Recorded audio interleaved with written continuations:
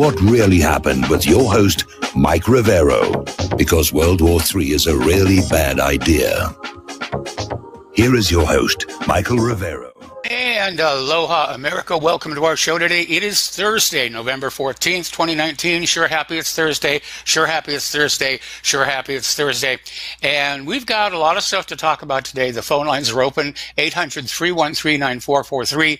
Mike is in our control room, ready to put you on the air with your comments, questions, and observations here. Well, obviously, you know, the big news continues to be the impeachment circus. And I noticed today that most of the news networks weren't giving this continuous coverage, and it may be because nobody's watching, or it may be that there were so many embarrassments yesterday that they just wanted to go with carefully selected excerpts that push the Trump bad, Democrats good message. But except for C-SPAN, the coverage was actually kind of limited, which in a way is kind of good because it's boring. It's already boring to watch what's going on here. And Paul Craig Roberts is out there and just say, this is all fake. The media are all out to get Trump. There's no way to get any valid information about the so-called impeachment. You don't have to pay too much attention to notice the Democrats and the prostitutes and correspondents are constantly changing the focus. The alleged whistleblower, who only had hearsay information, if that, has now sort of been let go. He's dropped out of the picture, and he was compromised. And so now they're out there fishing for something else. Nancy Pelosi was on TV a little earlier today saying that, well, you know, we shouldn't take, you know, the requirements for impeachment literally from the Constitution because they've all taken an oath to preserve, protect, and defend the Constitution against all enemies, foreign and domestic. And so now the new message is that somehow or other, President Trump is an enemy of the Constitution. That's their latest spin. Even CNN agreed that Schiff bombed. Neither witness had direct contact with President Trump. Yes, that is a problem. Now, the top Democrat on Schiff's show trial committee tells the audience, hearsay can be better evidence than direct. I mean, this is just absolutely amazing. Democrat Representative Mike Quigley is out there selling the idea that hearsay evidence is actually much better evidence than direct factual evidence. That's ridiculous. Hearsay evidence it's not admissible in court. And they're out there basically trying to bolster all of this hearsay evidence and rumor and innuendo by saying, well, you know, this could be really, really good stuff. And we should be paying attention to it here. Now, Rush Limbaugh basically described the hearings as a snoozer and said that basically the Democrats are just showing boring impeachment shows starring self-important deep state nerds. And they are. They're getting an ego thrill out of this. There was this video of Adam Schiff mugging for the cameras. He loves having his picture taken. Apparently, Ukrainian officials are now speaking out, saying that Schiff's upcoming special witness, Lev Parnas, is a complete liar about U.S. aid to Ukraine, that he cannot be trusted.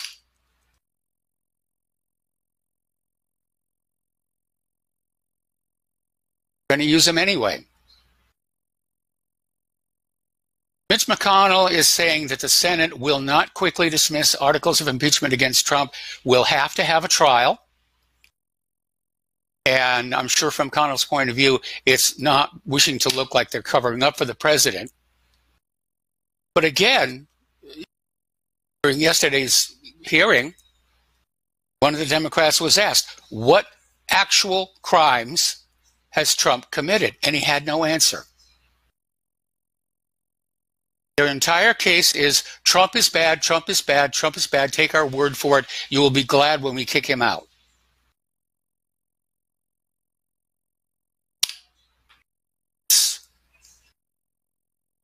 Shameful, shameful behavior. Okay, Michael Avenatti is hit with a new fraud charge after being accused of attempting to extort $20 million from Nike by threatening to publicize the claim that the firm secretly paid college basketball stars.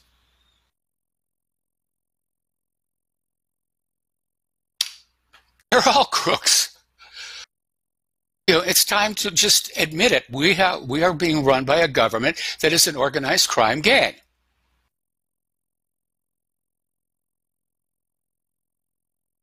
Now, Levin, talking about the impeachment hearings, is saying Swalwell doesn't know what he's talking about. Tucker Carlson is out there saying the Democrats have no actual plan for anything. They're just thrashing around with this orchestrated media smear against President Trump. And the goal here is to convince the American people that even though he hasn't actually done anything wrong, that Trump is bad and should be removed just because the Democrats say he's bad. All right, we're going to do a shout out now to our honor affiliates who are just now rejoining our program here. And George Conway, who's the husband of Kellyanne Conway, went on MSNBC to trash Trump and the GOP. And the corporate media is just going along with this. Oh, yes, if you've got something bad to say about Trump and the GOP, we'll give you all the airtime that you want. Now, here's an interesting little story. I hope it goes someplace, maybe not. But apparently there's been a large cache of confidential foreign documents that was just leaked that implicate Joe Biden, George Soros, Hillary Clinton, and Joseph Misfud's collusion and possible criminal activity in Ukraine. Like I said, they're all crooks. They are all crooks out there. Absolutely.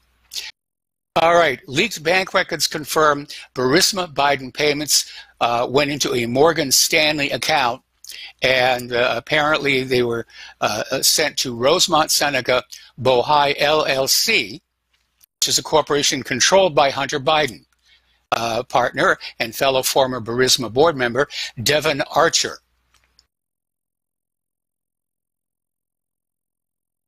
So it's, again, one of the really annoying, angering, frustrating things about this whole impeachment thing is how they're always accusing Donald Trump of committing the crimes that the Democrats have. Psychiatrists call that projection. Oh, he's bad, he's bad, he's bad. Apparently, Adam Schiff has a friend who so far has not been named, but apparently he was just arrested for allegedly asking a 9-year-old girl to send him sexually explicit photos. That rates a big ew. All right, we're going to take a phone call from Joe in Alaska. Aloha, Joe. Welcome to the show. What's on your mind? I was talking about the underwater volcanic activity being a driver of global climate change. Yes. Well, I'm gonna pull up a page here from my phone browser using DuckDuckGo. I searched Antarctic volcanic activity. Yes. So let me just read a couple of these headlines. Guardian.com, scientists discover 91 volcanoes below Antarctic ice sheet. Yes. Live Science, hidden volcanoes melt Antarctic glaciers from below. And these are all 2017, 2018 yes. stories. Independent CO, active volcano discovered beneath Antarctic ice sheet could ... Massive Antarctic volcanoes eruptions linked to abrupt ... That's Phys.org. We got AntarcticGlaciers.org. Is volcanic activity contributing to the ... Now, all those ... of course, mean climate change. And you check any one of these articles, massive heat source just discovered under Antarctica. This is Forbes.com. Yes. On and on and on, one after the other. Just try it. Take your pick. Pick your flavor. JPL, Science News for Students, Wikipedia.org even, a list of volcanoes of the Antarctic plate. Yeah, it's all right there. Anybody, just open your eyes. Like I said, I'm not very popular around Nome. But anyway, so add that to your arsenal to fight the carbon tax baloney nonsense. Yes. Well, Okay. I mean, You have a nice day. as the technology improves, they are finding there are a lot more active volcanoes on the floors of the world's ocean. And I think it was only a few years ago where they found 31 active volcanoes off the coast of New Zealand, right in the area where the El Nino warming current emerges. Remember all the times they said, well, El Nino was the fault of human activity. No, it isn't. Because there are volcanoes down there. They're pouring out this immense amount of heat. Yeah. For sure. And yeah, I'm more interested in what the Earth is doing than what the people are doing. And furthermore, you mentioned, was it yesterday, photosynthesis on Mars? Well, I mean, Curiosity has discovered that the level of atmospheric oxygen rises and falls over the course of a Martian year. And the scientists are saying, we have no idea of any process that could lead to this behavior. And my response to that is, yeah, there's a process. It's called photosynthesis. But there definitely seems to be this institutional directive, if you will, to not acknowledge there is life on Mars. And Dr. Gilbert Levin and I, banged into it back in 1976. There have been other indications by the various rovers of things that look like life, and we'll get out these reports. Could be, maybe, once in the past, but we're not really sure. And I sort of have to wonder if NASA is under pressure from the government to not acknowledge there's life out there, because we might decide to drop all of our weapons, stop killing each other, and unite together to go find out what's out there. And wouldn't be the first time in history that something like that happened. When Marco Polo came back from the Orient, he got thrown in a dungeon because the church was absolutely terrified that news of an advanced civilization to the east that had never even heard of Jesus would undermine the authority of the church.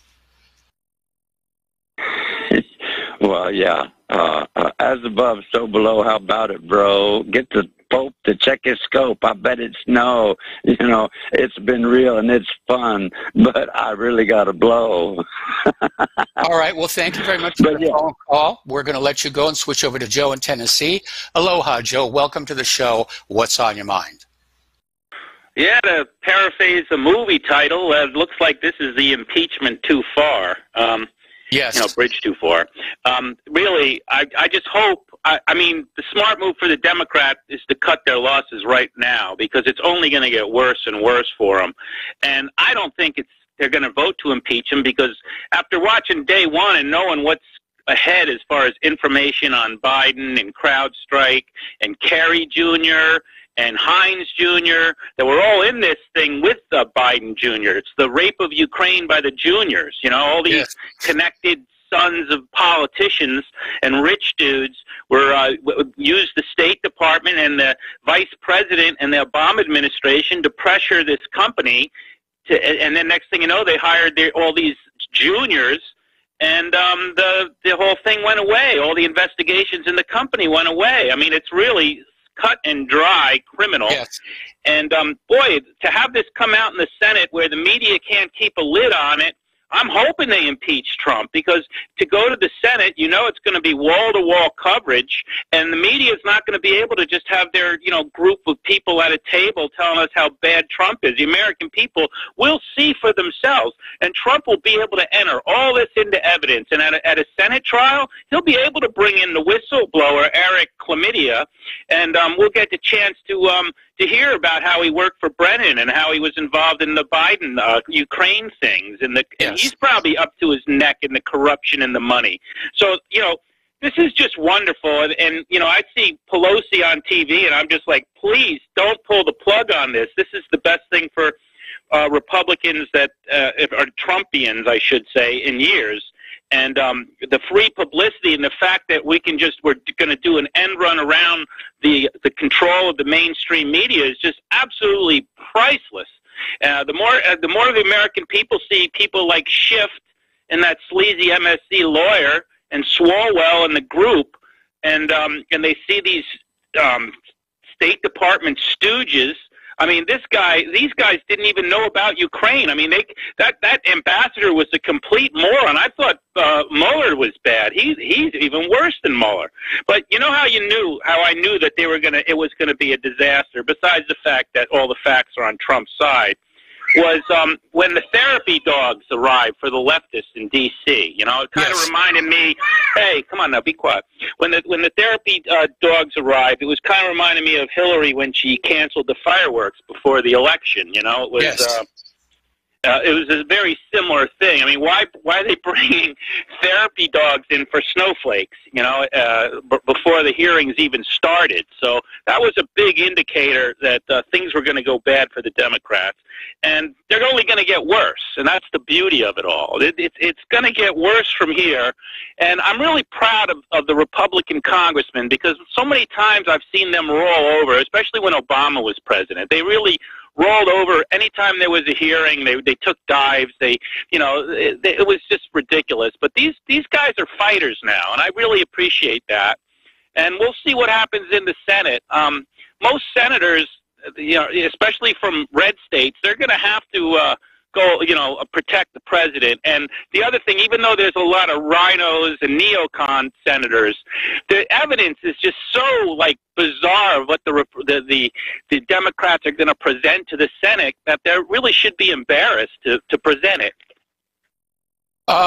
Well, obviously, as we've already learned by now, they're not embarrassed about presenting any ridiculous story in the impeachment circus. And, of course, Adam Schiff is making sure that only the Democratic point of view is being talked about.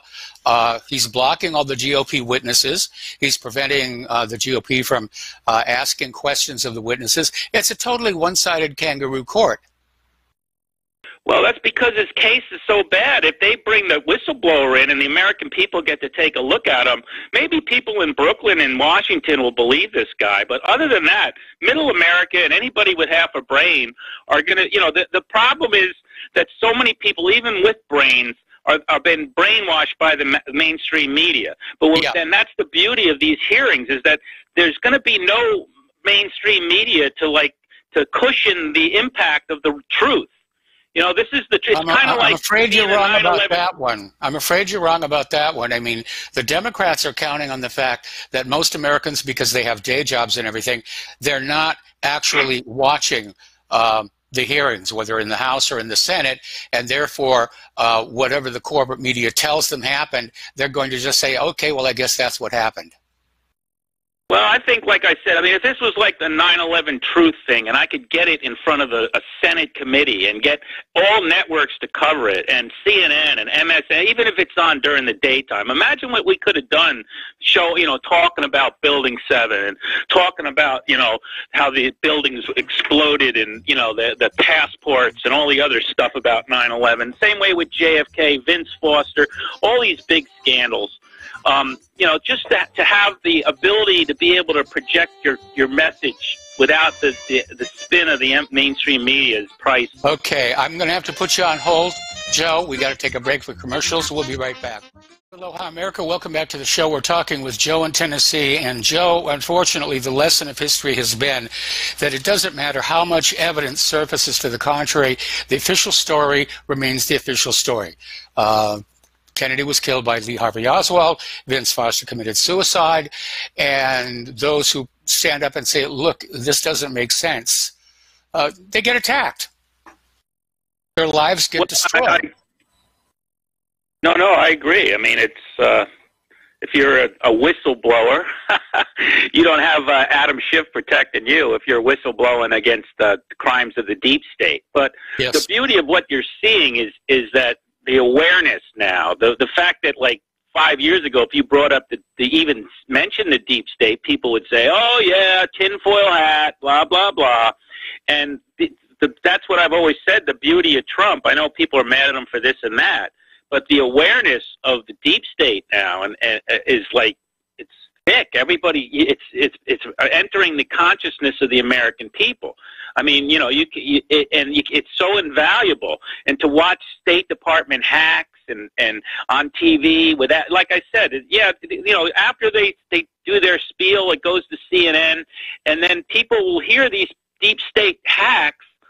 Like lie right to tell them what they just saw, and they'll say, well, wait a minute, that's not what I saw. And they'll say, well, they're liars too. And then they're going to become aware of the media being deep state hacked. So my whole thing about this is I look at Trump like a great champion, but what I'm rooting for is the awareness for the American people that we live under the rule of a secret government, and what they've done with 9/11 and JFK. That might come later, but you have to basically break the bond of the people between them and this deep state and the media in particular.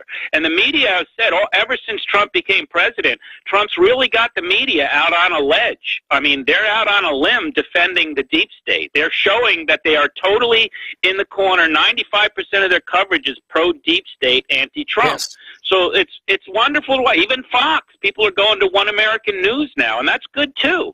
So you know, I'm really enjoying this, and I hope it, like I said, I hope it does go to a trial in the Senate, but I know it won't. The Democrats will not allow. There's no way they're going to let there be a fair trial in the Senate. And that's what it'll have to be, because Trump will be able to call witnesses there. So they're going to figure out a way to pull the plug on this and not go to impeachment. Mark my words. I hope they do, because I would love to see the trial in the Senate. But you know, it's just like they did away with the House Judiciary hearings, because that was such a disaster for them. And now they're doing it, you know, in the Intelligence Committee, because Nadler and all those goofballs, Sheila Jackson Lee and all those, were just so antithema to American values.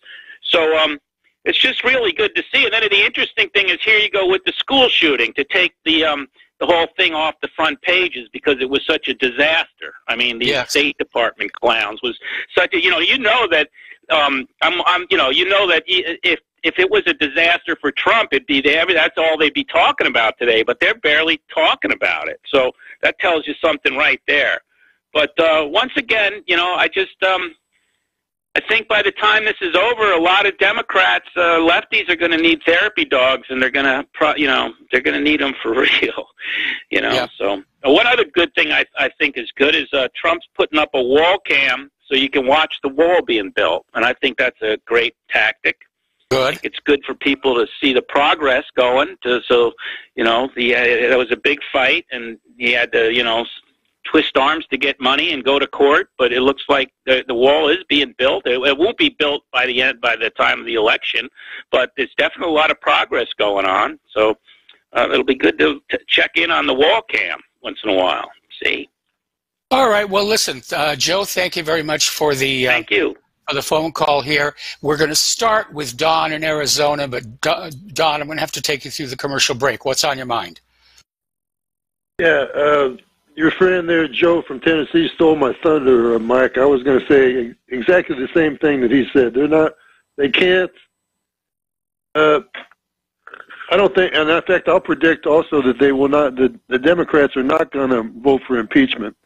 So the only way they can even make a sham out of it is that in the House, the Republicans can't even call witnesses, period. They can, he's letting them ask questions.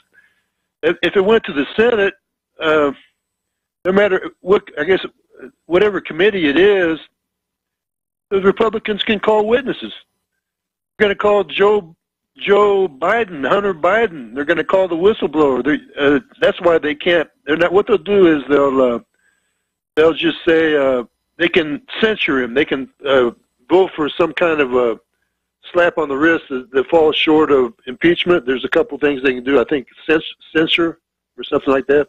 Censure. That way they. What? Censure. Yeah, censure. That's. I predict that's what they'll do. They're not going to impeach and let it go to the Senate because they'll have a TV show in the Senate that makes sense. This TV show they got here doesn't even make any sense. And, no, it really doesn't. It really doesn't. Okay, Don, I'm going to let you go. We got to take a break for commercials. We've got more callers waiting on the line, and we will be right back. Aloha, America. Welcome back to our show here. We're going to go back to the phones here. Boy, the phone lines are just loading up here right now. Ken in Savannah, Georgia. Aloha, Ken. Welcome to the show. What's on your mind? Yeah, hey, Mike. Hey, Mike. Yes, Ken in Savannah. And I wanted to just say a couple things quick.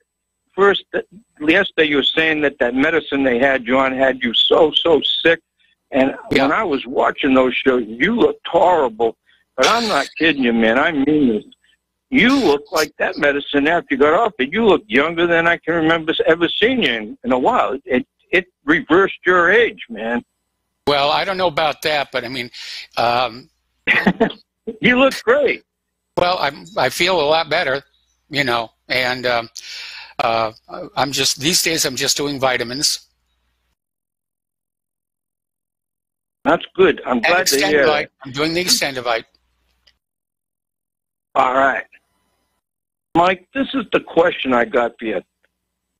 All these players in this impeachment of Trump, how many of them can you trace back that were involved like in 9/11, the 9/11 investigation, the bank, the bank bailout, and right up through the election and all that? The people that seem to have, when they were committing crimes, they got to move into better positions.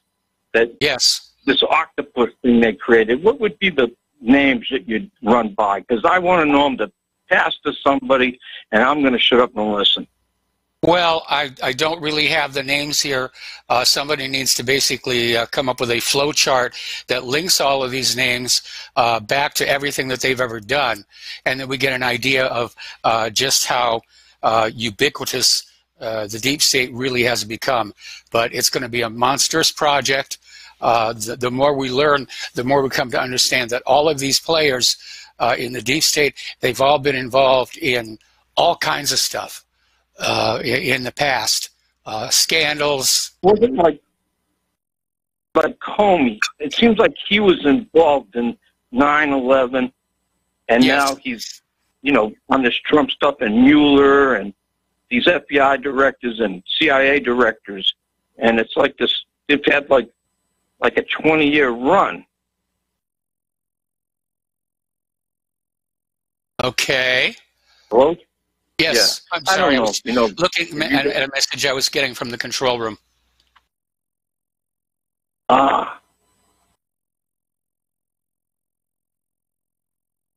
Okay, so anything else? No, that's just it. I was hoping, because I'm trying to prove something to somebody. You know how it is. They're in complete denial, and they really listen to the mainstream media, and they believe all this stuff, and it's really hard to get them to open up their eyes. But I've been telling everybody, every time I run into anybody, I always tell them to look at all wars of bankers' wars, and that does open up, gets people thinking. Yeah, that's one of the most popular posts we ever did here. Generally, when I come up to somebody who's part of the great brainwash for the corporate media, the first thing I'll say is, do you really think Saddam Hussein had nuclear weapons? They really don't have an answer for that one. Mike, I seen this hilarious thing on YouTube the other night, and it's hardly got anybody that's watched it. And believe it or not, it's Syria put out a public service announcement. They made 2 videos for power outages, and they're funny as anything. And it's this guy and his wife, and they're sitting in their apartment in one, and they're sweating, and the power comes back on. They're running around, and those people are living the house. My wife said, "Wow, they're living in a beautiful place." And this was for the general population to consume. About we got power outages because of this war, and people in this country don't realize that Syria was it was a beautiful country, and the people had a pretty good standard of living, and we destroyed the place. It's crazy. It's crazy. And now we're not going to let them have the oil with which to pay for reconstruction. I mean, all of these countries the United States has invaded. Before the invasion, they were beautiful places, great architecture, good lifestyle. The population was happy.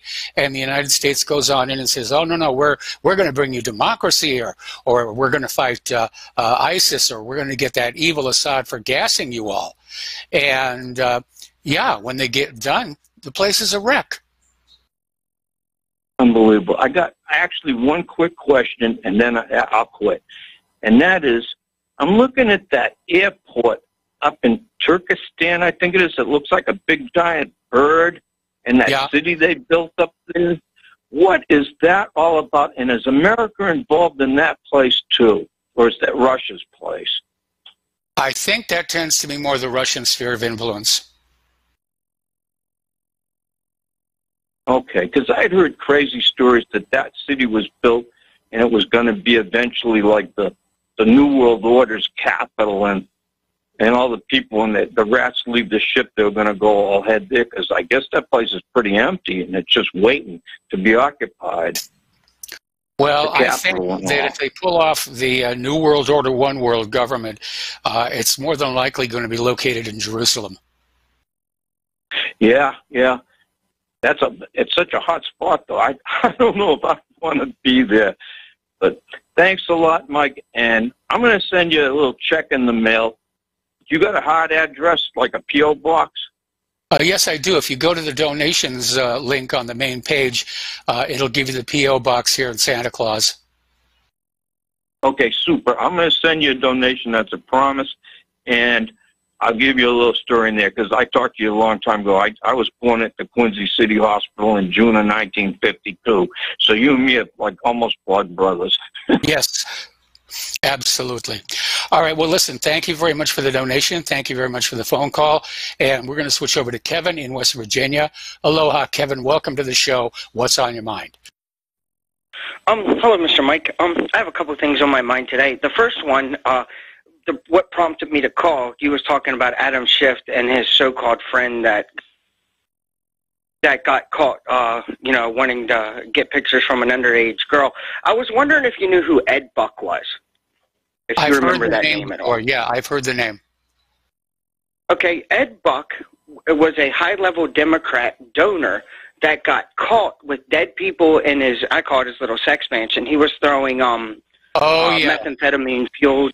Okay, so guess who's tied with this Ed Buck and was at his little sex palace with this methamphetamine sex palace? None other than Adam Schiff. Go figure. You know what I mean? Where they're dressing up as Egyptian gods and having methamphetamine gay sex with these black people. But it just never stops. Like this. It never stops. The other thing I wanted to ask, I haven't heard, I've been trying to listen. Has the jury, I know they were in deliberation about Roger Stone. I'm pretty sure they're going to find him guilty because it's a kangaroo court. But have you heard if they had a verdict come back on him? No, not yet, but it's imminent. And, they're basically going to throw him in jail for the rest of his life. Yeah, I think, and the only crime that he had or had committed was, backing Donald Trump. That goes to show you none of us are safe here. None of us. Yes.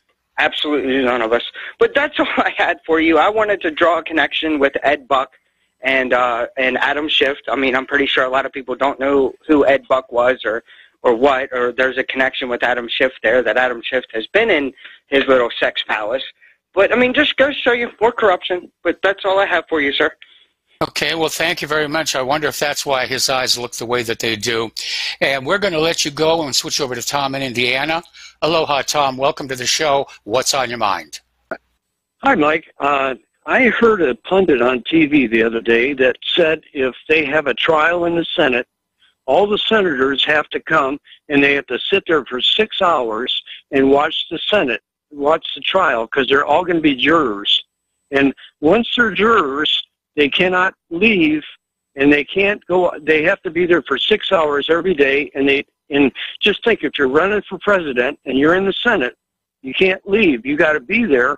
And then when you leave to go campaign, you can't go very far, and you can't talk about impeachment because you're part of the jury. So it kind of screws all the people that are running for president that are senators right now if they go to the Senate. I mean, if the trial goes to the Senate, and it helps people like Hillary Clinton because she can campaign, and Buttigieg and anybody else that isn't a senator, that'll give them a heads up on all that, anyway, it'll give them a head start on everything. I just didn't know if you had mentioned that at all, but I just wanted to throw that in there. Well, no, I hadn't mentioned it because I really hadn't thought about it. But you're absolutely right. A prolonged impeachment trial in the Senate is going to seriously interfere with some of the campaigns.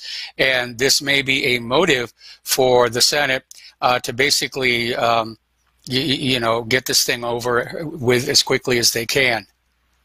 I think not. I think that the Republicans in the Senate would like to see it go there because they'd like to have these people all dragged out, and then they'd have the worst candidates out there running, and it'd make everybody look real bad. So that's just what I thought. So anyway, I'm going to let you go. I find myself in agreement with that earlier caller who said that the Democrats are going to find some way to not have this go to the Senate because it is far from certain that the Senate would vote to remove. And I'm sure the senators are watching the proceedings in the House and realizing what a joke this is. And I got a Jim Jordan flag in my front yard. I'm one of his big fans. Anyway, I'm going to let you go. Thanks a lot, and thank you for being in Indiana. All right. Well, thank you very much for the phone call here. The phone lines are now open again, 800-313-9443. We had some people who'd called in and held for a while and then dropped out because we were taking so long on this. Okay, let's turn to the international news here. Things are really heating up over in Israel and Gaza. And again, we're seeing the bias toward Israel from the media, from all these institutions, including the United Nations. The United Nations is condemning the rockets fired from Gaza. It has nothing to say about the deadly Israel airstrikes. There have been something like 50 of them so far that have killed 24, injured 69 over the past 2 days, along with the damage there. Always going to be the Israel's point of view. Okay, getting on back up here. And now the media, in describing what's going on in Gaza, is using very loaded terms like pinpoint strike, targeted killing, to sell you the idea that all the people who are being killed by Gaza were legitimate targets, bad people. They deserve to get killed. And it's a lie, of course. Israel's just bombing for the sake of bombing. And apparently, as in one example, 3 children were killed as Israel escalates the Gaza attacks. Apparently, in another incident, Israel kills 8 members of the same family in Gaza. Doesn't sound pinpoint to me, doesn't sound targeted to me. Okay, we're going to go back to the phones here to Sebastian in Sweden. Aloha, welcome to the show. What's on your mind? Yes, Yes, hello, Mike. I was hearing you the other day talking about the situation in Sweden, and I can tell you today it's not very good. It's all the bombings in Sweden is compared to Afghanistan today. Sweden is we have the most bombings of any Western industrialized country. It's almost one every 2 or 3 days. Most of them in the city of Malmö. Yeah.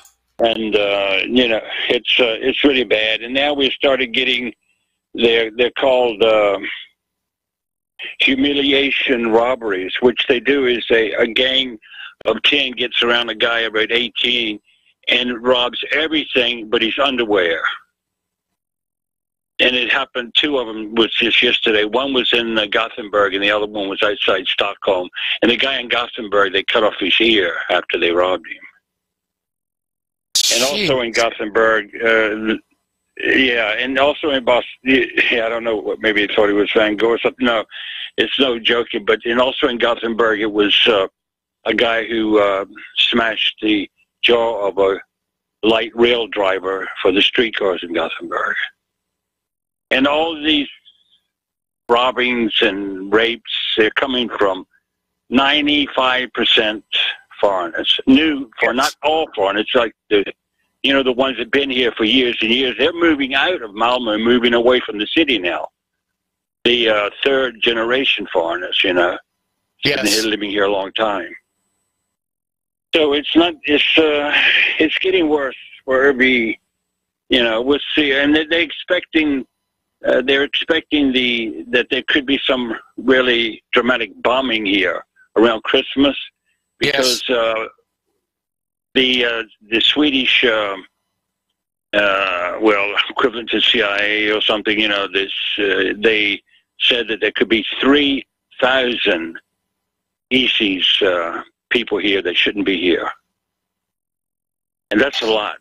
These are real tourists, But if Sweden brings them in, the liberal government brings them in, even though that the security police doesn't like it at all. But it's nothing we can do. We don't have to do anything because we have Greta Thunberg, so everything is happy. It's terrible. It really is, and Sweden, like so many of these other countries, used to be a very beautiful place. And the immigrants flood on in, and again, the quality of life goes downhill. And Sweden's government, of course, is very, very liberal. In fact, Grand Tour, which is the Amazon version of Top Gear, did an episode up there in Sweden. And Jeremy Clarkson was out there just ragging on them for some of the stupid decisions the government was making.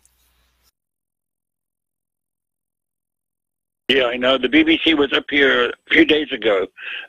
They were doing some sort of, and they said that it's worse, and they even admit it, and that's really weird for mainstream media.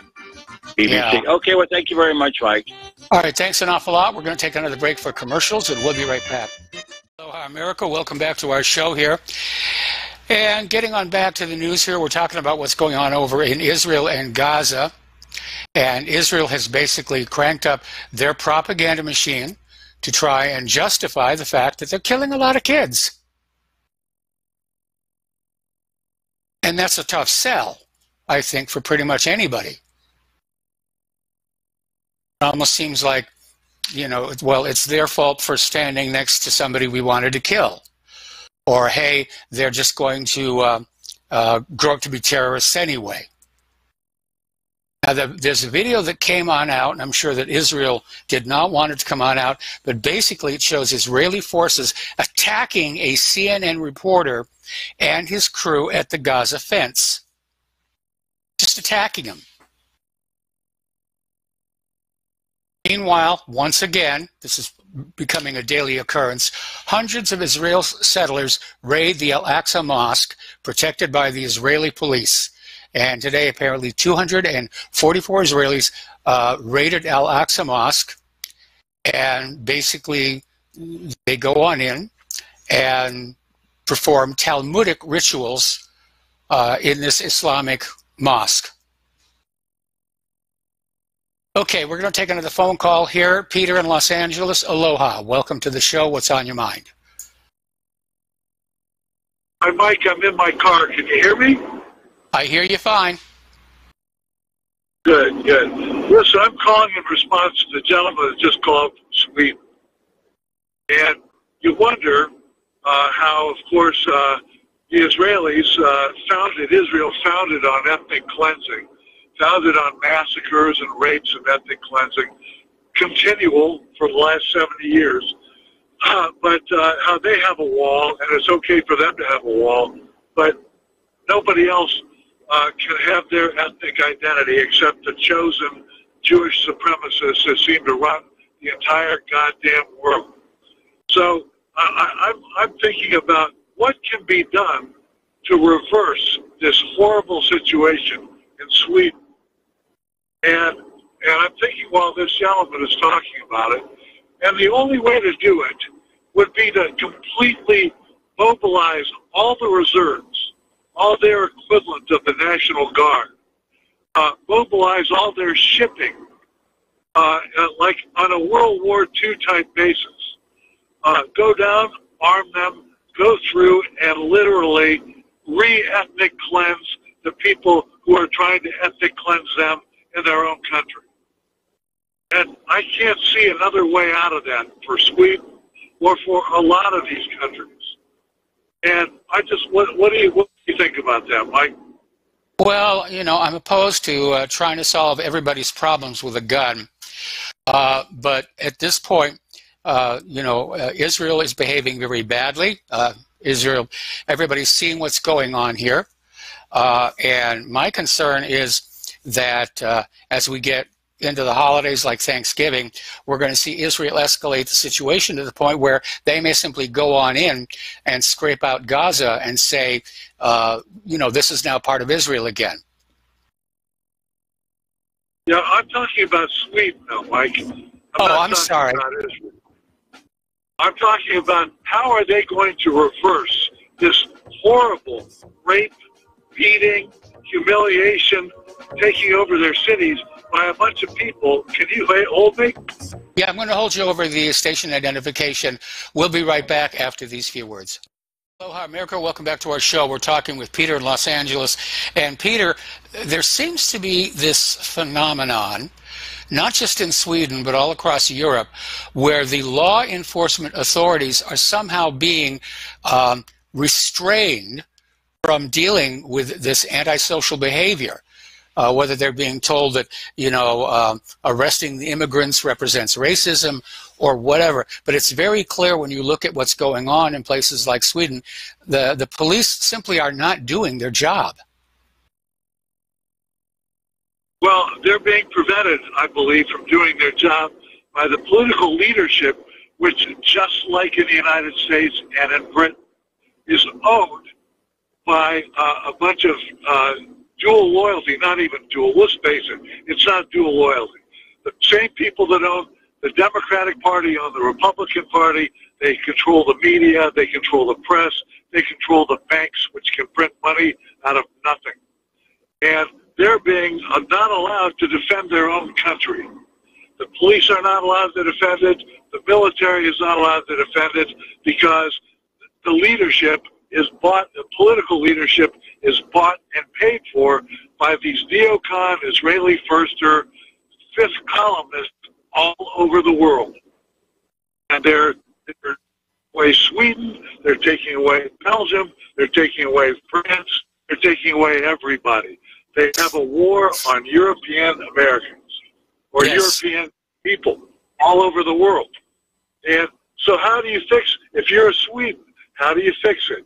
And I'm saying, since of course these people have been dumped on them against the people of Sweden's wishes, against their military and police wishes, but the political leadership, which is owned by you-know-who, well, I would tell you the only thing is to oust the people who are controlled by you-know-who, oust the you-know-whos as well, mobilize the army and oust the people who are taking Sweden away from the Swedes. That's the only way you're going to do it. That's the bottom line. Well, I'm afraid you're right. I don't like the option, but I'm afraid you're right. And that's what it's come down to. If we don't own our own country, it's being, look what happened in Virginia. They're going to take Texas, as people have talked about there. They've already taken California. This state is gone. It's gone. And we can't control our own borders. We can't control our own foreign policy. We can't control our congressmen or our senators or our president. They are all owned by 1.7%, less than that, of the population that controls the banks and can print money, controls the media, controls the cultural discourse, controls everything. And look around at who controls just about everything. Look at Adam Schiff just being one of them. Yes. Okay, that's it. That's it for me, Mike. But that's the bottom line here. If we don't do something about it, I saw something that was that I forwarded to you. I don't know if you ran it or not, where the editor of some website, a big website, a Jewish guy, says that the Europeans are anti-Semitism is hardwired into their DNA. Yeah, I remember that one. And that was what he said. And my what are we going to do when they control everything, and chosenness and Jewish supremacy it's the insatiable drive to control and just control everything around them. What are we going to do when to confront that? Or what do? We just roll over and die, or we let ourselves be controlled? That's, but Sweden it's just because they have so many fewer people and they've lost their country first. It's a pretty good, test case of what's going to happen here. And what's happening everywhere else, it's just happening there first because there are not that many Swedes, and there's not going to be any more Sweden either. Yes. Oh. Yeah, I'd love to hear some people talk about this. I mean, if you really think about it, a lot of what we're seeing in the world today matches what was going on all across Europe and especially Germany in the 1930s, and we saw where that wound up, leading. Mike, if you think back to the 30s and the 20s, and Germany just coming out of World War I, destitute, broke, the international bankers controlling everything, and so on and so forth, and Poland, right? Poland only at 10, 15, 20, 20 million people, but a huge percentage of their population. Every single institution was controlled. If they can dominate us with 1.7% of the population and control the banks and everything else, what do you think they did to Poland and Belarus and all these other places, the Baltic republics and Germany, destitute, defeated Germany, and what apparently had to be done to get their country back. And it's just imagine if they can take over a mature democracy like this and control everything we do, all our wars, all our public policy, all our foreign policy. Imagine with 330 million Americans, most of whom are not them, the most of them are not them. What do you think they could do? And they did in Poland, for instance, or in some of the other places. It's a real problem, man. It is maybe the bedrock problem. But anyways, I'd love to hear some of your other listeners talk about this. But that's my take, and that's it for me, Mike. Thanks very much. All right, thanks an awful lot for the phone call. We're going to do a shout-out now to our on-air affiliates who are just now rejoining our program. Okay, getting on down to Central and South America, it has come on out. Now, somebody actually asked the other day if this was the case, and now we're getting confirmation that commanders of Bolivia's military and police that helped plot the coup were educated in the U.S. military's notorious School of the Americas, otherwise known as the School for Dictators. Okay, we're going to go back to the phones. Tom in Florida, aloha. Welcome to the show. What's on your mind? Aloha to you, Michael. Good day to you. Yeah, Michael, that one call you had last hour, I didn't have a chance, but Joe, he's a good caller from Tennessee, I believe it was. That was a very good call. Yeah. What's on my mind, Michael, is first off, let's go back to what's going on in Molly Tibbetts. You heard about this case coming up with the illegal alien stabbing Molly Tibbetts 15 times? Yeah. And now he wasn't read as Amanda writes because he didn't get it read in English or something? And he said he was tired and he couldn't understand why he confessed, I guess. Here's a woman brutally murdered, 15 stab wounds. And I like I say, these demon rats got to be put in jail, the Gray Bar Hotel. And, you know, Joe brought up a thing about Junior. You know, I had a Whopper Junior today. It's funny, he's like reading my mind. I was thinking, everything's Junior here. Everything's Junior about what this cabal, whatever you want to call it, the Inquisition of Trump. And you know, Pelosi, something going on about her son. I mean, this is all chaos. Yes. It really is. It's absurd what's happening, but there you go again. Another thing, Michael, I want to ask your opinion on something. You were right. They had a shooting today. Some Asian kid shot the school up, I guess, and they're trying to, you know, because this Kabbalah thing ain't going to work too good for the demon rats. But, Michael, let me ask you, what do you think is going on with this Jesse Smollett situation? Well, I mean, it's looking to me like they're going to let him walk. You know, that's what it looks like to me. It's like this guy cost the Chicago Police Department $130,000. You don't hear nothing about it in the news anymore. Nope. If it would have been the other way around, Trump, these people actually would have done this to this guy, you'd still be hearing about that on the news right now. They would use that as a campaign theme for the demon rats. But these demon rats are so evil and so conniving, and it's just amazing what these demon rats are getting away with. But, again, you got to look what's going on with the deep state as far as Soros, Schiff. The one you had callers talking about, this guy had Buck.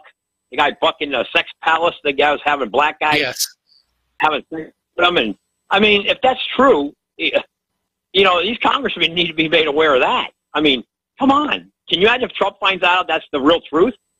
That this guy Buck and Schiff are buddies? Can you imagine that?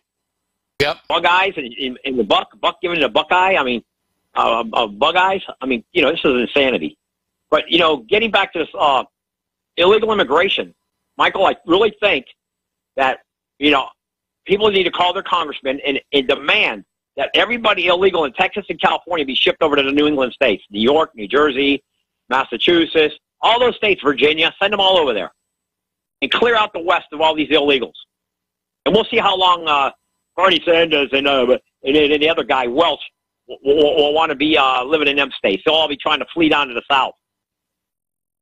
I mean, it's hypocritical. They're preposterous hypocrites. Yes. And, you know, it's got to be dealt with.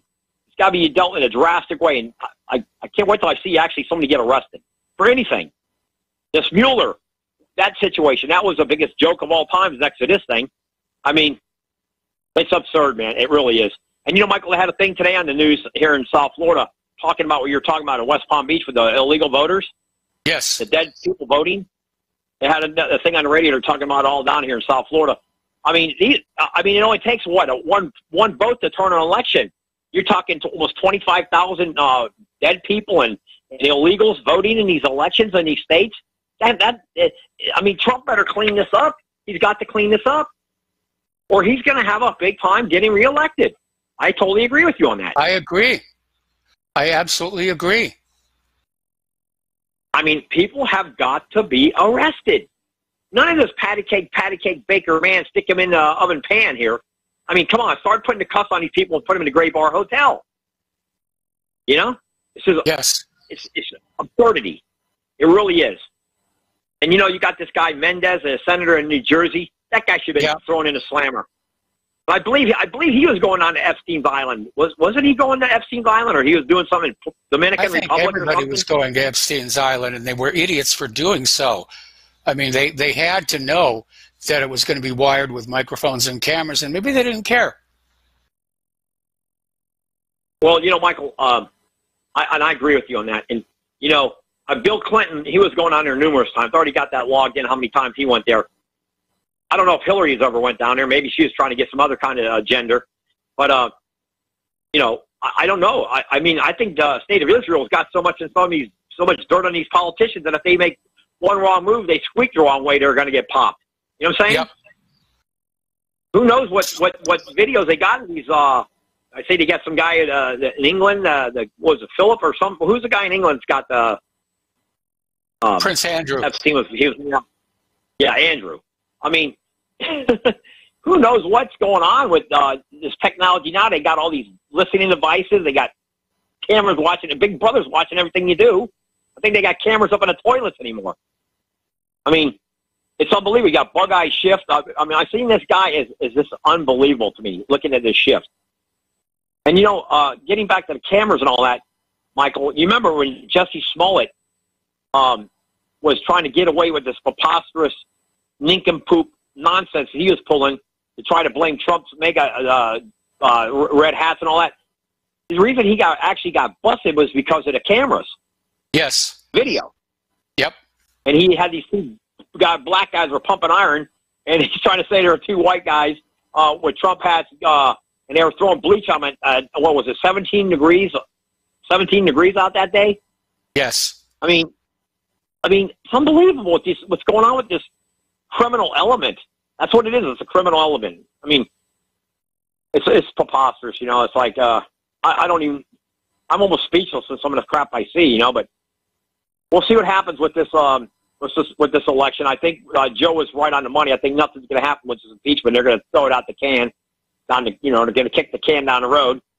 Because if these Democrats try to keep pushing this, they're going to get wiped out in the House. And then once that happens, I'm going to tell you, you're going to see all the gloves come off then.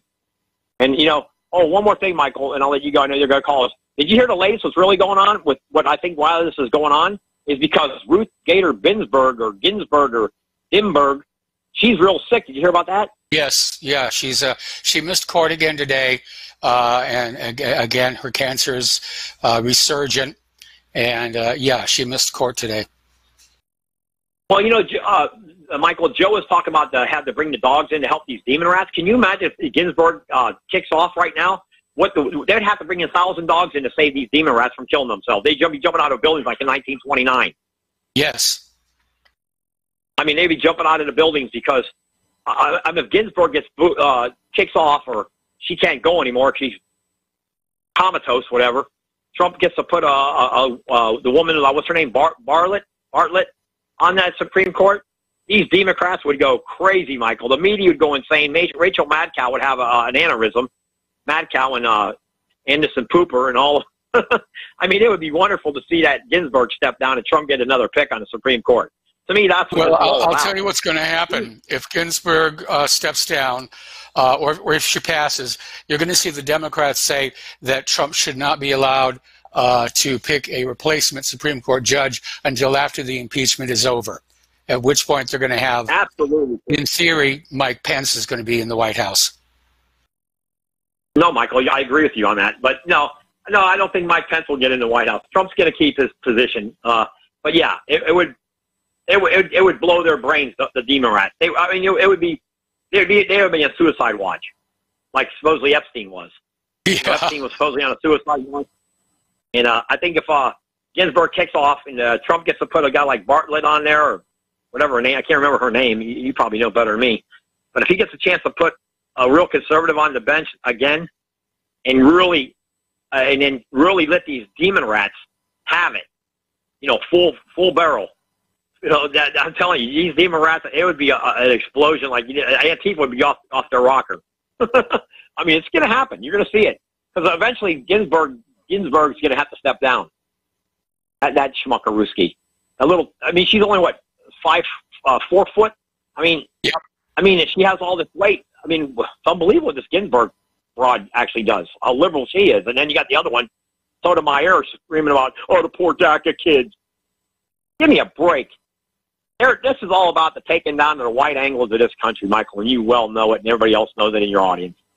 This is all about. And, it's been exposed. And like Joe was saying in your last hour, hey, man, the gloves are coming off. Now, Trump, Trump ain't the greatest president, but I'll tell you what, I've never seen the media in such perplexion that they are right now. They don't know what to think. They don't know what to do, except impeachment. It's just amazing to me. And by the way, Mike, what do you think is going to happen if they go along with this 15% income tax deal? Well, I think American taxpayers are going to be a little bit happy to see their rates go down. One of the things I've noticed lately, just driving around in the car, is all the radio commercials for tax resolution services, which basically signal that a lot of Americans are in trouble with the IRS. Yep. No, that's right.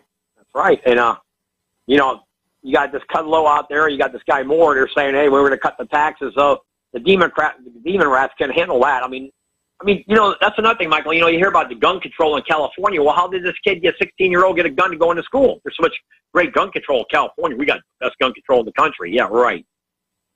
Well, at least he didn't use an AR-15 or an AK-47. He used a standard 45 caliber handgun, which is why it's not going to play all that well to the gun grabber agenda. That's true. But we'll see what happens. Like I said, I don't think Trump's going anywhere, Michael. I think he's going to get another 4 years. I don't see him going out of office. No way. Pence will say the vice president, but I don't believe he's going to go to. I don't believe he's going to go to out. I think this like your last caller an hour ago said, Joe. I don't see Trump. No, I don't see this impeachment even going forward. I really don't. If they do, good, great, let them do it. Let go for it. I think Trump's going to get the House. I still think Trump's life is in danger. That's how desperate these people are. Okay, we're going to let you go. We've got to take a break for commercials. We've got 4 more callers waiting on the line, and we will be right back. Aloha, America. Welcome back to the show. Here we're going to go back to the phones to Mario in Seattle. Aloha, Mario. Welcome to the show. What's on your mind? Hey, how's it going, Mike? Long time no talk. Well, the snow that we got the other day has pretty much melted away by now. Nice. Where are you at these days? Last time I heard you in Indiana. Hawaii. I'm in Indiana. Oh, there you go. Right on. That should be a peaceful, quiet place these days, right? Well, where we are, definitely. Nice. So, yeah, obviously, too many things to talk about. Everything is, it's what they call it, a clown world. There's a lot of ridiculous things happening, the impeachment, entertaining, clowning. It's like, wow.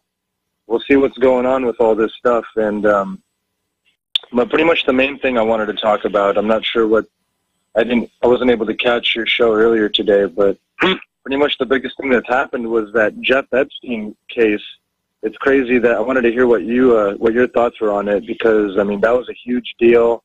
And nothing made sense. The DOJ, not surprisingly, closed the case right after he allegedly killed himself.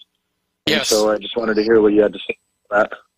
Well, emphasis on allegedly. I think Epstein is still alive, and I think he basically, because he's got all this blackmail information on all these powerful politicians, and he simply said, okay, you're going to fake my death and get me out of here, or I'm going to start releasing some of this information to the public. Yeah, it's that, or everybody's in cahoots with each other. Weren't there reports that he was with the alphabet agencies and who else, what else? And yes, isn't this more or less just witness protection program? Yeah, something along that line. So why aren't people? I've been listening to your show for years and I've been keeping in touch to the best of my, but everybody's, figuring things out. Everybody's waking up.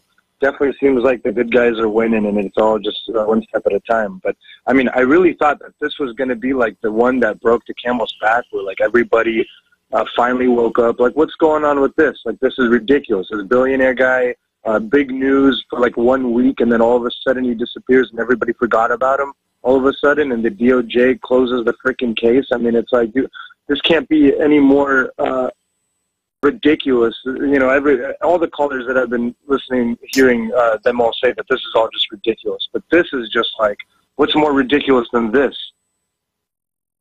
No, you're absolutely right here. And I think that his death was faked. We know that nobody did a DNA test on the supposed body of Epstein, so we don't know who that was on the gurney.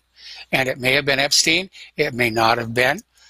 They may have just, knocked him out with drugs and wheeled him out on the gurney with his face uncovered so everybody could see it. And like I said, he's probably over in Israel or he's down in the Cayman Islands.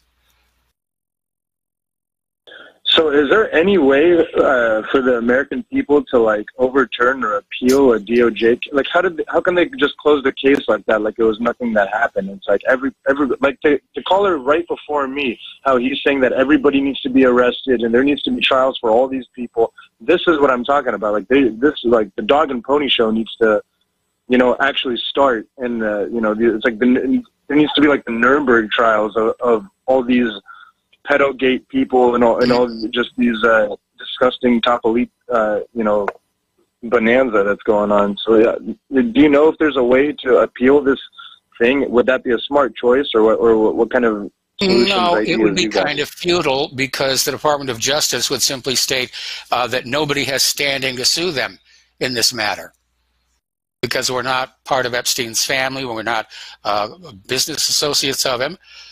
We're just outsiders. Wow. And what's this thing about the finders? Is that the most recent pedogate scandal that I've been reading about? I haven't done too much research on that. Well, I haven't been following along with that too much, but there does seem to be a major problem out there, and it's not just confined to the Catholic Church. And now, of course, we have this associate of Adam Schiff just got arrested for soliciting a 9-year-old girl, or what he thought was a 9-year-old girl, for sexually explicit photos of herself. And first of all, that's sick. That's sick. Yeah, exactly. Okay, to begin with. And second of all, I don't know. I really don't know what's wrong with these people. Well, none of us know. None of us know anything, and that's the problem. And apparently, this is just the tip of the iceberg. If you think that is sick, I mean, imagine what they do behind closed doors. And whatever, blackmail or not, I mean, who knows? All you can do is read about all these sources, and you can only do the research yourself. And it all just leads up to, like, all these people are just, just raping children left and right, apparently. I don't know what all this is going on. Why are not people, looking into this? Where is the...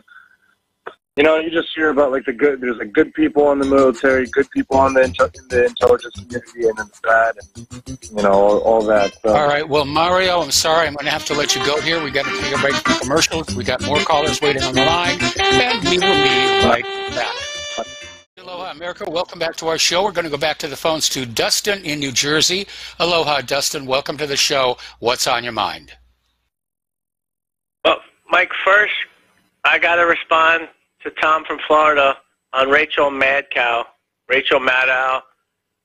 She might be crazy, but she makes $30 million a year. She doesn't really give a crap because she reads off a script. You think she cares? She don't. In 2 years, she makes $60 million. That's a lot of money. That is a lot of money. And Mike, she has probably all those tax loopholes all these other people have, the tax havens in Delaware, all this other crap, because she can afford the lawyers to hide the money around and invest insider trading, whatever. But do you people realize that there's people that will do the same or even more for a lot less? That's why I said yesterday, nothing's changed. Your last caller said the good guys we're not winning. I'm sorry, but we're losing. Some people are more woken up, but the senior executive staff is still in Washington. That's the people who stay behind after presidents come and go. I said this yesterday, and also politicians come and go. These people are career bureaucrats. They're still behind. They're making six-figure salaries. They like it the way things are. That's why nothing has changed. And like with Trump, I'm still waiting for stuff to be done. Nobody has said, no, all this stuff with this witch hunt with Trump.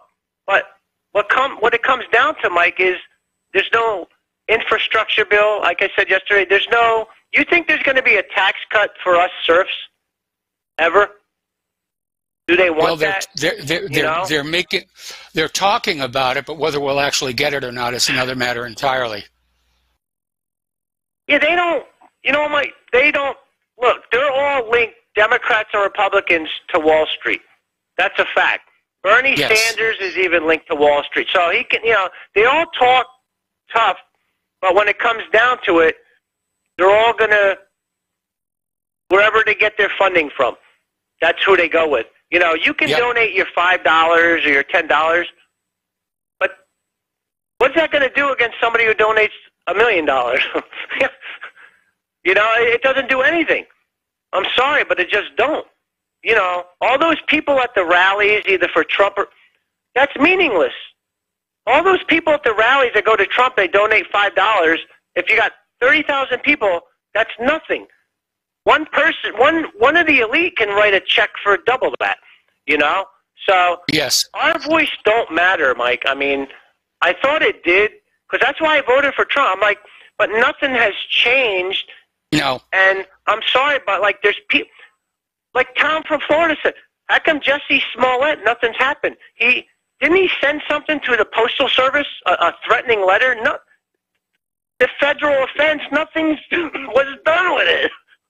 No. That could have been done with So William Barr, do you think he's going to do anything against the establishment / deep state permanent class? No. Jeff Sessions didn't, because he's running for Senate. So I just don't see anything happening. Trump can win another 4 years, but what's changed? Obama was in. They did the coup in Ukraine with Biden and the minions around him, his son and Kerry and all that. But the CIA's still doing the coups, Mike. Like what? Yep. Nothing. Nobody's been pulled out of the system. You know what I mean? Like the system still remains. So it doesn't matter if you vote for Trump or not. He's not, I had hope, like I said, for him, but at this point, when you got Elliot Abrams and Mike Pompeo, and I thought he was going to be an outsider, and he's not, because if he was, he wouldn't have put these people in around him. He would have brought people in outside the Beltway. He brought people in that are from the Beltway.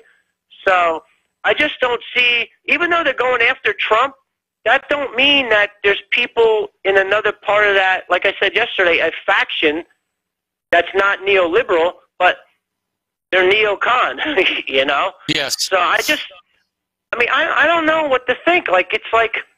It's a game, but just nothing's getting done for the American people because we're watching this joke. Well, whoever's watching this joke, because I didn't even watch this embarrassment of witch hunt, of a fake impeachment, because they know it's not going to do anything. They didn't run a lot of it today, except for C-SPAN. It wasn't full coverage like they did yesterday. And Trump is a disappointment. There's no two ways about it. And I'm not just saying that because he didn't appoint me director of NASA. It's just sad, though, Mike. We had the opportunity. We thought, Mike, that's the game. We thought we were, what's that saying? I thought was out and he pulled me back in. We thought we had somebody who was going to make things different. But at the end of the day, we haven't moved. The goalpost actually has moved further away. Nothing's been changed for the average American. It's sad. Like you said, the voting machine, nothing's been done on that. I mean, Trump can win 4 more years, but Mike, I want to ask you, listeners, what happens after 4 more years of this? It goes back to this. It's still the same. When Trump's gone, it's still going to be the same system. People are still streaming over the border, even if Trump's in or he's not in. What happened to the family who was killed because most likely, you know, we all know they're probably smuggling. The Mormon family was linked to the drug cartel. Yes. That story's off. Nothing's being done with that, right? Like, is there a federal investigation where they sent the Marines over there or something? Nope. It's been off the pages, so nothing's being done. They don't care. Yeah, they don't care because the system is intact, and that's all they really care about at this point. And yes. I'm just, you know, Mike, I get depressed to think about this. Like, just, I want people to think about this. Like, nothing has changed for anybody. You know, nothing. You know, I mean, yeah, Trump might have dropped some corporate, you know, things to help the corporations, but how does that help the average human being American? You know? Because, you know, Mike, I look at the end of the day, like, with what's going on in Bolivia, this is the same crap that went on in Ukraine under Obama. Like, yes. You know? And who's running the CIA now? Gina Haspel, right? Yes. The torture queen herself. There you go. There you go, Mike. So it's the same apparatus, but with a different person as president. You know? And, yeah, I think Trump, if he really wanted to do something, I swear, Mike, I wish you would put Douglas McGregor in and get these people kicked out or, like Tom says, arrested or something. There's no arrest going on. Where's the arrest? Where's the indictments, people? I'm waiting. Where's QAnon, Mike, when you need them? Where's Superman? Yes. It's just, it pisses me off. You know, it just pisses me off how people don't see. And there's still some people who called in thinking QAnon was real. My God, QAnon wasn't real. It was a fraud. It was a fraud. You know, it's a propaganda tool. Yeah, it's like, you know, until you get rid of these people, nobody's got, you know, nothing's going to change because nobody's been getting rid of. You know, and we talked about William Barr a while ago. So, all right, Mike, have a good night. All right, thanks an awful lot. We're going to switch over to Tony in New York. Aloha, Tony. Welcome to the show. What's on your mind? Tony, are you there? Yes. Hi, can you hear me? I can hear you now. Okay, great. Hope you and Claire are doing well. I just wanted to touch on the Nickerson case that you spoke of the other day. And I don't know if you've discussed it today, but I did a search. Well, there wasn't much to discuss here because as of the last update we got yesterday, is that they were evicted from their properties Tuesday. There was no violence, and I've not received any additional information since then. Yeah, well, I'm always skeptical when I hear people say my bank wouldn't take my money because I'm Christian. So I did a little research, and I typed in Donna Nickerson mortgage scam, I think I typed in, and I pulled up the Justia.com law case. And it says there that they haven't paid a mortgage payment since 2012, and they keep filing what looks to be like frivolous lawsuits against the bank that took over their loan. It seems like they might be trying one of those things that I know some people do, where they'll postpone the foreclosure and postpone it. And so I don't know. Maybe I'm wrong. I hope I'm wrong. But I know a lot of Christians that hide behind the cross, like you say, and use it for nefarious reasons. And I don't know, if I had to guess, I would say they're full of it. But everything turns out all right. Well, you know, John Stedmiller said he went over the paperwork, and as far as he could tell, everything was up to date. Now, I'm also in agreement. I don't think this has anything to do with the fact that they're Christians. This whole thing feels like the Bundy case, where it turns out that what was really going on was that some very powerful politicians coveted the land under the Bundy Ranch, and they didn't want to buy it. Well, first of all, Bundy didn't want to sell it. It's been in his family for years, for generations rather. And I think they just figured, well, if we can't buy it at the price we want to pay, we'll just figure out a way that we're going to take it. Yeah, I believe the Bundy Ranch was legitimate, but I would bet good money that this case is not. But I could be wrong, and I would lose money. I've lost it before. Another thing I want to discuss was vaccines in New York. You mentioned the other day that, some states, they're going to eventually not allow kids in school. Well, in New York, your kids cannot go to school if they're not up to date with their immunizations. And as a result, my wife and I had to modify our work schedule to homeschool our children. Yes. And I tell you, it's amazing. But, like Robert Kennedy Jr. said, it's amazing how the most nefarious and fraudulent corporations in the world get fined billions of dollars. But when it comes to vaccines, it says they found Jesus, right? So obviously, if you look at the history of pharmaceutical companies, they are among the worst of the worst. Yes. When it comes to, and one thing that people need to understand is there was a case a while back where Bayer Pharmaceuticals put out a clotting drug called Factor VIII for hemophiliacs in the mid-'80s, and it killed thousands of children, and they knew it was going to kill thousands of children when they pulled it off the market and sold it to other countries with congressional approval.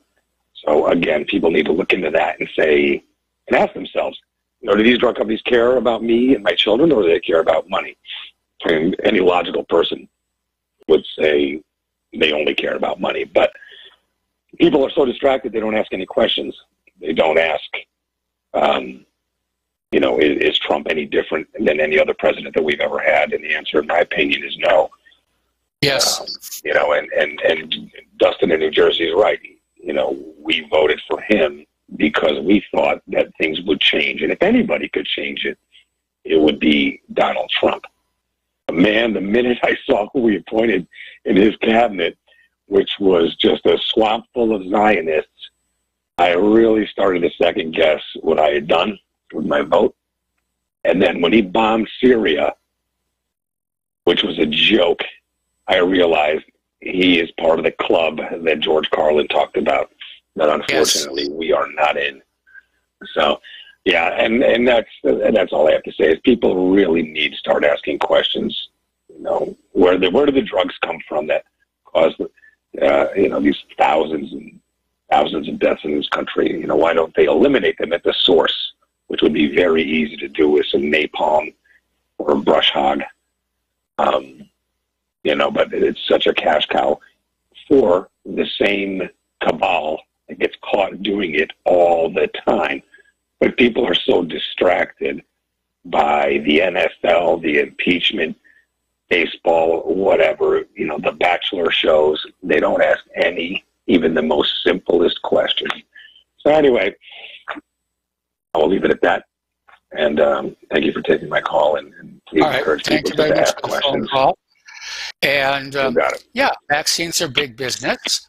And it's coming out more and more that vaccines can actually cause more harm than good. This year's flu vaccine is totally ineffective. They're admitting it. They formulated this vaccine for the wrong strain of flu, but they're still out there saying, you need to get the flu shot, you need to get the flu shot. And even the FDA is now admitting that there are chemicals in the vaccines that can make you ill in other ways. But of course, hey, that sends you back to the doctor, back to the hospital, and they make more money off of you. Okay, yesterday Donald Trump met with Erdogan at the White House. He drew a lot of flack on that one. And apparently the issue of the S-400, Russia's S-400 anti-air system was front and center. And Erdogan said, well, we're not going to cancel the S-400 because of our strategic ties with Russia. But he said, we're willing to buy the Patriots, if that'll make you feel any better about it. And of course, it won't, because the goal here is to drag Turkey back into the U.S. sphere of influence, and Turkey doesn't want to be part of the U.S. sphere of influence anymore. Okay, apparently Kalashnikov has come out with a new rifle. This is the AK-308 that's chambered for the NATO standard 7.62 by 51 millimeter round, which is going to make it's advantageous for them to be using such a universal round. All righty. New Jersey has just hit Uber with a $650 million tax bill. The stock took a major slide because of that. And there was another story that came on out here, just from Zero Hedge, basically listing the states that are best and worst prepared for another recession. And right up at the top of the list for worst prepared is Hawaii. Got out just in time. Okay, we're going to take a break for commercials. We'll be right back. Aloha, America. Welcome back to our show here. We're talking about the economic news. And apparently Fiat-Chrysler is trying to stuff the dealer channels with over 40,000 cars. There's a huge surplus out there. The prices are very, very low. And I've noticed how many car companies are trying to push this idea of buying somebody a car as a Christmas present. Which, that's a heck of a Christmas present, let's be honest.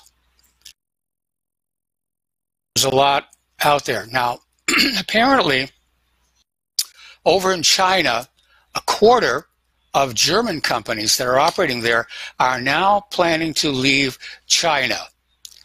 And apparently 71% blame increasing labor costs, 33% cited unfavorable policy environment, 25% said it was because of the U.S.-China trade war, and 22% said it was market access barriers.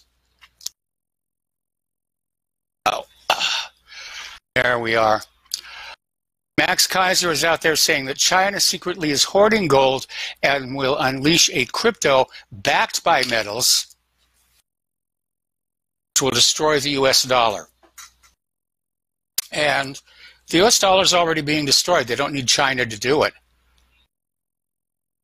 I mean, if you look at the massive inflation that is being caused by all of this quantitative easing or whatever they're calling it this time, and we always talk about how the Federal Reserve is just creating this money out of thin air, but it does have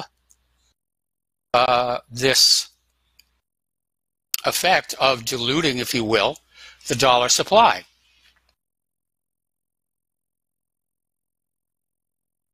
We've been talking about Disney's new streaming channel, Disney Plus, and the good news is they did in one day what took HBO 4 years, 10 million streaming subscribers. That's the good news. The bad news is that Disney has launched, and the pirates are already all over it. Now, the initial rollout for Disney Plus is limited to the United States, Canada, and the Netherlands, which apparently was too much for the pirates to take. And apparently a big part of it was driven by Star Wars fans that want to watch the highly anticipated Mandalorian series. So already pirated copies are showing up on websites and dark sites all over the world. Okay, apparently one of the series that is being run on Disney Plus is The Simpsons, but they have decided to pull the episode with Michael Jackson. And this was a very popular episode back in 1991, where Michael Jackson voiced one of the characters and for which he also wrote a song. But because of the Neverland scandal, it was pulled from the air and will not be returning. Okay, we're going to take a break now for commercials, actually for station identification. We'll be right back. Aloha, America. Welcome back to our show, hour number 3. The phone lines are open, 800-313-9443. And this next story is very troubling. Apparently down in Mexico, a 7-year-old boy was literally beaten to death by his mother because he refused to dress like a girl. And apparently the mother is a lesbian, and there was another woman involved, possibly a lover, and they just beat this kid to death because he wouldn't put on a dress. This is just insane. This is absolutely insane. All right, as you know, California has been dealing with these horrendous wildfires, and somebody started a rumor about the fire that swept over the Santa Susana laboratory, which is this laboratory. Most people in Los Angeles don't know it was there, but they did radioactive testing there, they did chemical weapons testing there, and people were very concerned that the fire sweeping over the property would release toxic substances, including radioactive ash. Now, the state of California, for what it's worth, is out there saying, no, it didn't happen. These rumors of radioactive ash are unsubstantiated. In this day and age, I'm not sure I would even believe them. Okay. All right. Now, as one of our callers mentioned earlier, there's been another shooting, this one in Southern California, in the city of Santa Clarita. And the shooting was reported at the Saugus High School on Thursday morning. And initially, they said the shooter was dead, but they're now saying basically 2 people were killed, the rest were wounded and taken to the hospital, and the shooter tried to commit suicide, is severely injured, he's in the hospital. Apparently he did this on his 16th birthday. No AK-47s, no AR-15, just a classic .45 caliber handgun. But I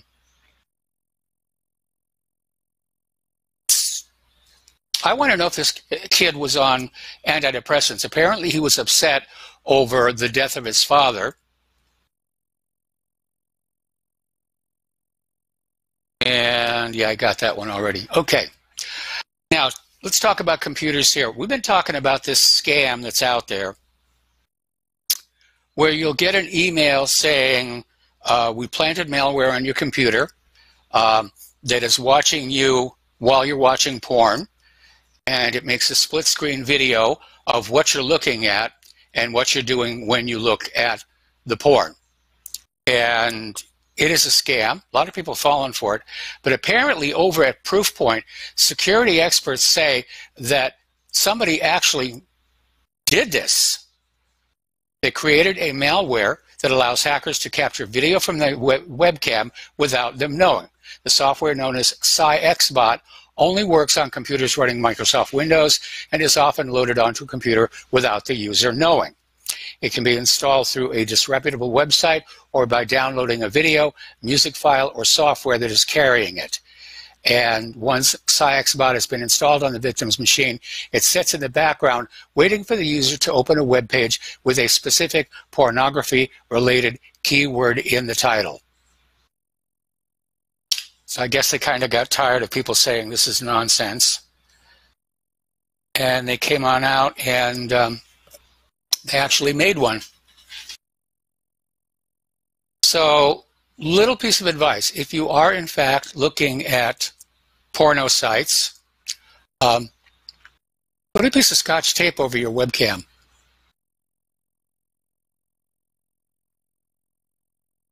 Now, apparently, another cyber threat that is manifesting itself across the country are attacks on retirement accounts, where they're hacking on into the elderly's retirement accounts, and they're just emptying them. Seems to care about that. All right, over at Intel, apparently, despite reports to the contrary, Intel has failed to fix the dangerous zombie load flaw affecting chips in millions of devices made by Apple, Microsoft, and Google. And apparently, security experts at Vrije University in Amsterdam said a variant of a previously documented riddle and zombie load flaws continue to expose Intel chips' internal architecture and jeopardize sensitive information like passwords and other data. And these flaws have persisted despite multiple patches issued by Intel, who has claimed the issue has been fully rectified. And apparently, after 6 months, the flaws are still there. Okay. There we go. All right, Microsoft has gone back to some behavior that I think is going to trouble a lot of people. If you're on Windows 10 version 1803, updates are going back to being automated. You want to make sure you have the latest and greatest of whatever patches that they're putting in there. The problem with that being that so many of the recent Microsoft patches have actually caused more damage than good. All right, we're going to do a shout out now to our honor affiliates who are just now rejoining the network here. Over in Memphis, Tennessee, Mayor Jim Strickland and the Memphis Police Department are trying to basically get a ban on public surveillance lifted. This goes back to a 1978 consent decree barring them from conducting political surveillance. And they're saying it limits our ability to fight crime.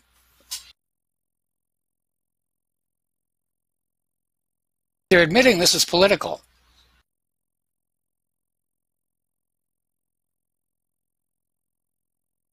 Surveilled. All right, we've all heard the expression conflict diamonds or blood diamonds. The new buzzword, though, is conflict minerals. This gets back to those rare earth elements which are in high demand for modern electronics and in short supply. And so companies that need these minerals are willing to go into countries where there's ongoing wars, where the warring parties understand that if they produce these rare earth elements, they can sell them for the money to continue the fight. And as we see this race to 5G, we're probably going to see it get a lot worse. Okay.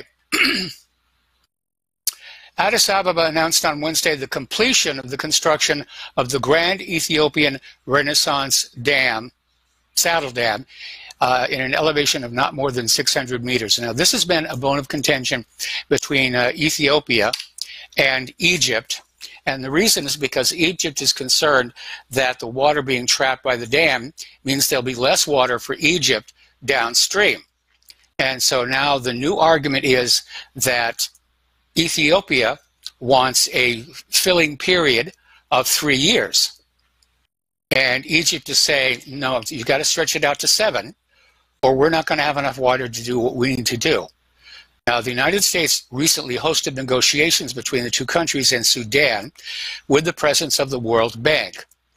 And the negotiations led to an agreement to announce a 2 months negotiation time about the filling period with the participation of the World Bank. I'm not sure why the World Bank is in there, but that's always going to be a problem when you build a dam, is how it impacts the water flow downstream. And I remember out in China when they built the Three Gorges Dam, there was a lot of tremendous unhappiness there. So I'm hoping that there'll be a peaceful resolution and that we don't get to the situation where somebody drops a bomb on the dam, which has happened. Dams that are basically blocking too much water downstream get sabotaged. All right, down in Cuba, there was this Cuban baby who died 3 days after receiving the MMR shot, and apparently several other children were made seriously ill by it. The parents went out on social media to say, hey, this is dangerous and this is what happened. They got visited by agents of the government and told to stop posting to social media or they would be arrested for spreading disinformation. Parents have since moved to Mexico. It's all about the money here. Okay, Robert F. Kennedy Jr. has now produced Vaxxed 2, The People's Truth. It's hitting the theaters now, and the pro-vaccine propaganda machine has been activated. Oh, how could you say this about vaccines? Vaccines, they're a miracle cure. They're a miracle drug. can't say bad things about that at all. Yeah, they are. And even the FDA is saying that, yeah, there's stuff in these vaccines that can cause harm. I think it was last week we were talking about how they have identified a human genome, fragments of a human genome from an aborted baby, thank you Planned Parenthood, that apparently contained genes that could activate pro-cancer cells in the human body. Oh good, more money, more money. Sell them chemotherapy, something like that here. The CDC is raising an alarm over the surge of drug-resistant superbugs infecting 3 million Americans annually and killing 4 people every hour. They're not very good about this. Alrighty, there was a report that came out about a week ago, and it claimed that there were 11,000 scientists who were warning about an impending climate emergency. And Rush Limbaugh basically came on out reporting on a story from the group Powerline, which discovered that these 11,000 so-called scientists weren't actually scientists at all. There was no study, it was just a press release. It was 11,000 random people who put their names on a website. The bald-faced lie. Fell for this idea that cow farts are destroying the atmosphere. Okay, there's been a 7.4 magnitude earthquake that struck off the Indonesian coast. A tsunami alert has been issued for the Indonesian coast after this earthquake struck. No immediate reports about casualties or damages. According to the USGS, the quake occurred at a depth of 45 kilometers. That's pretty deep. That's pretty deep. Okay, now then, phone lines are open. 800-313-9443. And oh, you're going to love this one. You're going to love this one. Up in Durham, New Hampshire, there is an organization that is basically trying to remove Christmas. And the organization pushing for the removal of Christmas in Durham is New Hampshire Listens, which is a national partner of Everyday Democracy. And what they're out there saying is that Christmas decorations have religious symbols in them, which people of different religions will find offensive. Oh my goodness, it's going to be offensive. And they're demanding the city change the decorations around. Instead of the wreaths that traditionally brighten Main Street, they say it's too much of a Christmas overtone, and they wanted to replace them with more generic decorations, such as snowflakes or stars. But that's a problem, because the city did not budget money for new decorations. So no wreaths and no other decorations. This is really ridiculous. I remember we had this situation come up in Honolulu, where all these groups are saying, oh, we can't have Christmas decorations, they're offensive, they're going to offend people. And yet, all the Hanukkah decorations were there. Dreidels, the menorahs, that was all there. Nobody was complaining about that here. Anyway, speaking of Christmas, Sears is laying off hundreds of corporate employees after announcing 96 more store closings just before the holiday shopping season. What does that tell you about our economy here? Apparently, Sports Illustrated is pulling back their publication to a single monthly issue.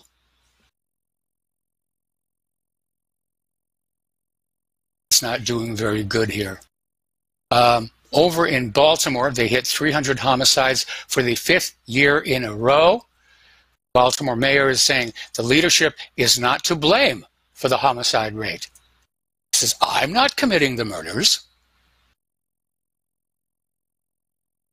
Apparently, pro-communist protesters are now marching in the streets of Hong Kong, saying that civil war is now a definite possibility. 70% of Americans say they are struggling financially. Sounds about right. Over in Tacoma, Washington, the city council has approved new taxes on guns and ammunition.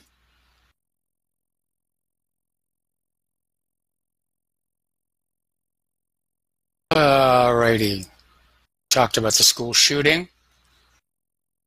I mean, this is ridiculous, the therapy dogs for the House members.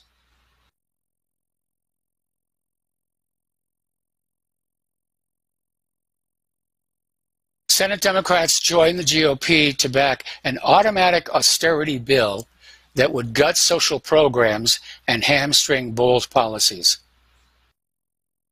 taking away more and more money from you, and they're not sending it back. Pouring it all over Israel, they're pouring it all over Wall Street, they're pouring it all over the war machine.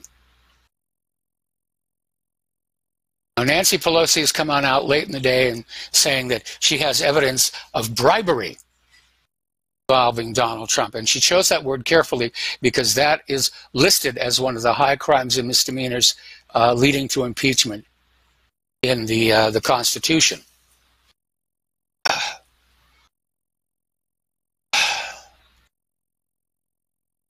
Rand Paul is now out there demanding testimony from the whistleblower. Alrighty. You know, this next story cuts to something I was saying earlier in the program, and that is that law enforcement is being restrained from doing their job.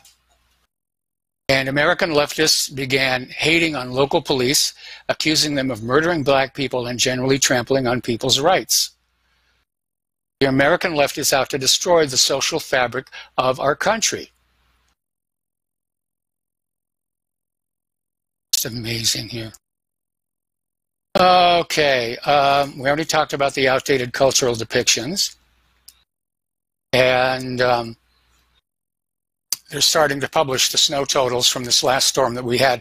Now, I keep hearing that there's supposed to be more snow out there, but it doesn't seem headed for here in Indiana, which is good. I've had enough snow so far. But over in the Northeast, 16 inches, 13 inches, 12 inches, 11, 11, 11. We got about 2 down here. Looks like Trump is set to raise $2 billion for his 2020 campaign. So that's going to be tough to overcome. Okay, we got to take a break for commercials. Join us on the air, 800-313-9443, and we'll be right back. Aloha, America. Welcome back to the show. And I just got an email with an update on the Disney Plus channel and the Simpsons episode. And apparently the decision not to air the Michael Jackson episode was not Disney's, but the show's producers. So we get that a little bit corrected. All right, this last Arctic blast that came through here set 300 new cold temperature records. Saying might be more than 200, turned out to be 300. Apparently down in Chile, protesters massing together green pocket lasers managed to bring down a police drone.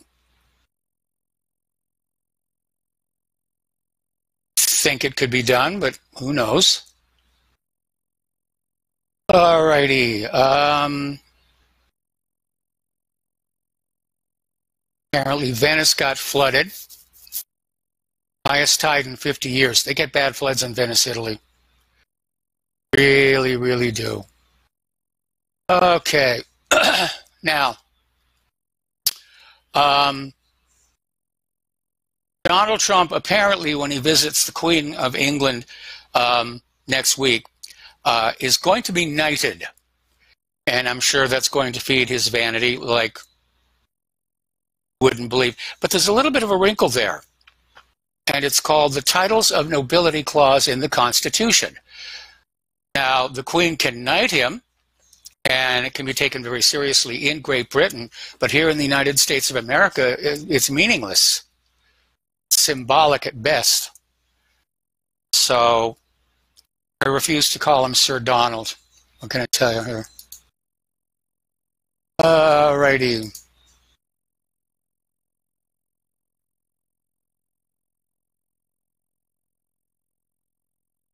Okay, our phone lines are open, 800-313-9443. And it was cold, there's no question about that. Now, the snow is all but melted now, and we're going to have at least a week of sunny skies. But winter will come back. No question about that whatsoever. Alrighty, apparently over at Party City, Halloween was a disaster. Their revenue stream was down 21% from the previous year. And in part, it's because people just don't have the money to buy the stuff. And the other part of it is that everybody's scared to buy a costume that might offend somebody.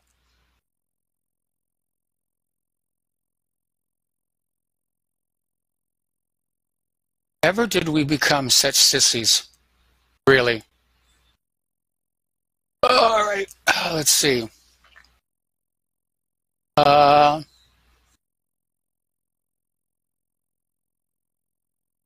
About Venice already. Apparently PayPal has abruptly cut off Pornhub. Those of you who are into that sort of thing here. Germany has managed to escape recession for now, but they're wondering what's going to happen next.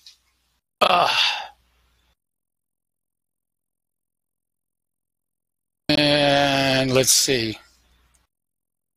We talked about the taxes on the guns. Talked about the therapy dogs. We need to send those Democrats on the House committee, you know, cans of Play-Doh and blister pack, them to pop. So, apparently Amazon is now being accused of harming Americans by allowing Chinese manufacturers to sell harmful and mislabeled products to U.S. consumers. Oh, and we have a caller waiting on the line, which I'm going to wait until after this next commercial break, and then I'll come back to you here. Okay.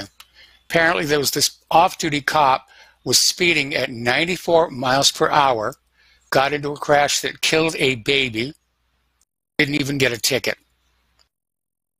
Not even get a ticket. All right. Let's see. Well, let's go ahead and start with Brett in Rockford, Illinois, and I'm going to take you to the next commercial break. What's on your mind? Yeah, you were talking about the harvest season in the Midwest. Yes. And it's like there's snow on the ground, and there's like half of the crop is still in the field. And not really good harvesting conditions at the moment. So, and the crops got put in late, so they're like higher in moisture than what they were like normally harvested at. So they're having to pay the elevators more to dry it down so that they can actually sell the grain. Yeah, it's a big problem here. And again, it's poor land management.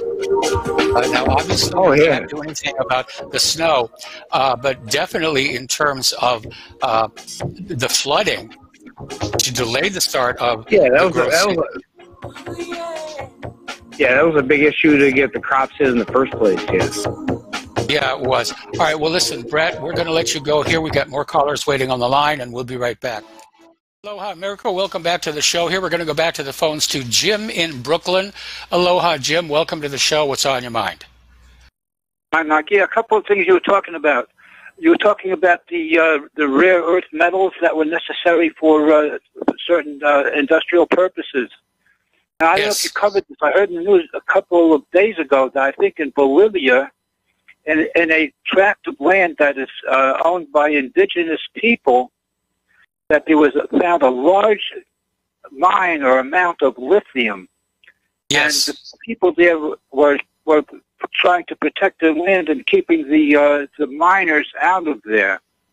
And similar to that, the Chinese, I'm sure you've talked about it, have been cozying up with African nations and helping them with their infrastructure for free in order to take the rare earth minerals out of the land. This affects the prices a lot because China does sort of have a corner on the market. There was a time when I was using these certain rare earth magnets for certain purposes, large, powerful ones. They're called neodymium magnets, and that's owned by China. Now, also with regard to Africa, you're talking about the Ethiopian dam. It's interesting because people should realize when they say the Nile goes from south to north. So when they say the Upper Nile, it means actually the Southern Nile. I'm sure you know that. But a lot of people don't realize that. And with regard to the shootings, and it ties in with you talked about Vermont taking Christmas out of the holiday. Well, you know already that I'm actually Jewish. I'm an Orthodox Jew. Well, when people lose their religion, no matter what it is, it opens up a vast, empty wasteland. Now, I know you claim to be I don't know if you're an atheist or an agnostic. I'm not pinning this on you because you have certain sensibilities. But in our schools, where all this stuff, all this weird stuff is going on with the question your gender and et cetera, so the students are being their minds are being juggled around and they're being abandoned spiritually. And these shootings, you could, part of it could be those SSR drugs and all kinds of other things. But the main thing I think is that there's spiritual wastelands, and people are getting not just neutralized by it from their values, but they're developing a rebellious attitude towards things in general, more than they would be as teenagers. And with regard to the north, the high snowfall, I think that one of the places that got 15 inches might have been Buffalo, New York. Is that right? Yeah, because that was one of them. Usually, Buffalo is, you're up near the Great Lakes, but Buffalo is on the far eastern end of the Great Lakes, and all of that moisture is picked up and dumped on Buffalo every year. Yeah, it's lake effect. Yeah. Okay, so I just wanted to touch on those subjects, and I enjoyed the show. Well, thank you very much here. I mean, where Claire and I are living right now, we're in the middle of 3 lakes. Yeah. There's one over there, there's one over there, there's one over there, but it didn't produce lake effect here. All right, we're going to go to Sam in Indiana. Aloha, Sam. Welcome to the show. What's on your mind? Hi, Mike. Welcome to Indiana. I call it occupied Indiana, the open-air prison camp of the United States. I guess you'd call me a ranger. I've listened to you for years. I appreciate your information discussion. But things are a lot worse in Indiana than people think. And it's due to the centering. I mean, it's so bad. We got VA retaliation to deal with. If we have problems there, it goes out into civilian health care. We've got the centering. We've got high rates of veteran suicide and even children committing suicide. And they won't report on it. It's so bad here. People say they're waking up or to contact senators or congressmen. I've contacted everybody. And the more people I contact, the more enemies I make. Yeah. I can't even get a smart meter off my house. It's so bad that civilian hospital here will not release my medical files to me so I can find health care. That's how bad it is here. Well, and there's no help to be found anywhere. Fortunately, where Claire and I are living, so far it's been very pleasant except for the snow. We understand that up in Indiana, or rather Evansville and Indianapolis, especially on the western side of those cities, that things really are kind of bad. I'm in West Central, and we can't get Indianapolis news. That's how central we are. We get WTIU, PBS, and 2 local channels, and that's it. And they won't report. You know, if you call in, I had a friend killed. I asked why it wasn't reported. And then I've more or less got into trouble and put on the evil network for wanting it reported. But it's mafia families, kids that run over him on his bicycle. There's too much stuff going on, so I'm not buying this waking up thing. But you wanted first-time callers, and I thought, well, this would be a good chance for me. I called in to John Statmiller once and asked what we do out here if we're on our own. I mean, this is Democrat-filled. There's no Republican Party in Indiana. If there is, I'd like to know about it. It's like Mitch Daniels. He was a governor, supposed to be a Republican. He takes a trip to Israel, comes back, and now he's president of Purdue University, pulling everything leftist. You know, we got to drop the pronouns and him and her, and, you know, it's really bad here. And I've contacted everybody I can think of, Health and Human Services, Human Relations, ACLU, and they say everything that's happening to me, health records being withheld, harassment, death threats, you know, as long as it's done in a nice manner with a smile, it's fine. And it's like I wanted that smart meter removed. They come out, created a short at the pole, and if I wouldn't have been home, I had my truck, I'd carry a sign in my truck about the corruption. I had that stuck in the woods. Nobody's seen it, and if I wouldn't have been home, my house would have burnt down. And they still refuse to remove that smart meter. And the whole town's run by nothing but Democrats. There's no voting them out. The majority of people here don't vote. So it's horrible here. We're censored so bad, public library's horrible. No archive news. Can't trust anybody. It's so bad I've had to get a dash cam and a body cam because I've had people come in off the streets. They know what's in my medical file. You know, it's horrible. And there's no way to network. You know, if we try to network with Christians or other veterans, we're hated by veterans. We're called racist. We're, you know, it's crazy, Mike. I'm open for suggestions from anybody out there that knows what's going on instead of cheerleaders here that support all this stuff. It's really crazy. People are just too afraid to speak up.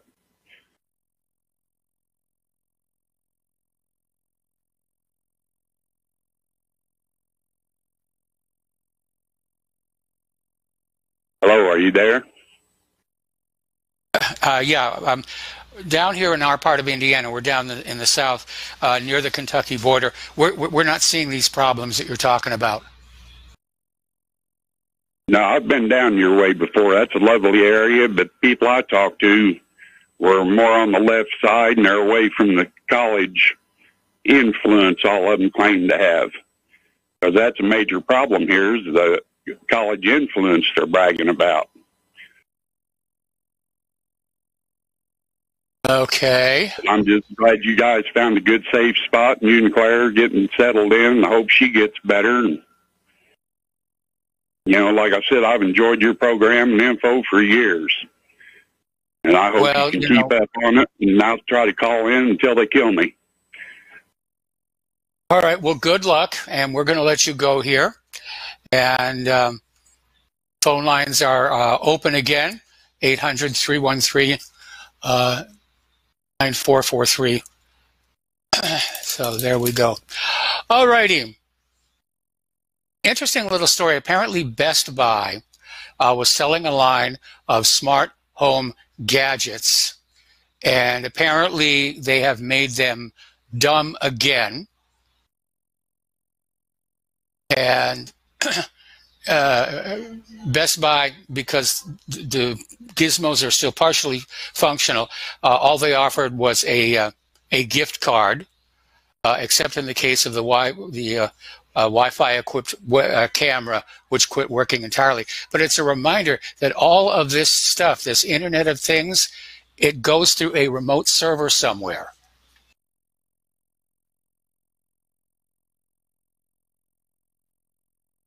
Okay. Over in Hong Kong, the authorities are set to announce martial law and a curfew for all of Hong Kong. It's getting tense over there. It really, really is. Okay, Windows and Linux get the options to disable Intel TSX to prevent the zombie load v2 attacks. You know, they put the stuff in.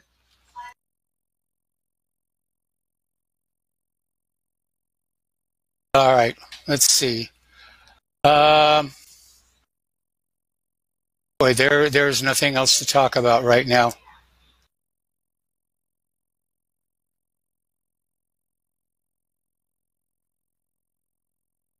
So, all right, I'll be with you in just a second here. I literally ran out of talking points. All right, the Fed's 2% inflation target has been declared an absurd, random, weighted average spaghetti bowl of wildly divergent prices. Attorney General William Barr is saying the FISA report release is now imminent. I'll believe it when I see it. And it just feels like it's probably already been sanitized.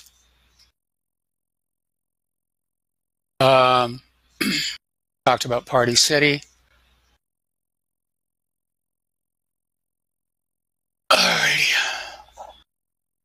All right, so let's talk a little bit about what's going on with this impeachment situation. Again, it's boring to watch. And unlike yesterday, the major news networks did not provide live ongoing coverage except for C-SPAN. And it gives them the luxury of cherry-picking quotes, presenting them and saying, see, this is what's going on. And I don't know what's going to happen. I mean, they're pushing so hard, and I wish Trump would at least look like he's fighting back. And I realize that there are legal reasons why he can't, but it almost seems like he doesn't care anymore. And maybe he doesn't. Maybe at this point in his first term in office, he's out there saying one term is going to be enough. Okay, apparently Dustin in New Jersey called back in, and what is on your mind? Hey, Mike, I forgot that somebody called in saying, like, China was in Bolivia. Of course they were, but did you know that Germany, there's this company from Germany that was looking to make a deal with Morales in Bolivia. And I forgot if you can look it up, this German company's name. But did you hear about Elon Musk? He tweeted out something. This was supposedly after the coup. It said Giga Germany.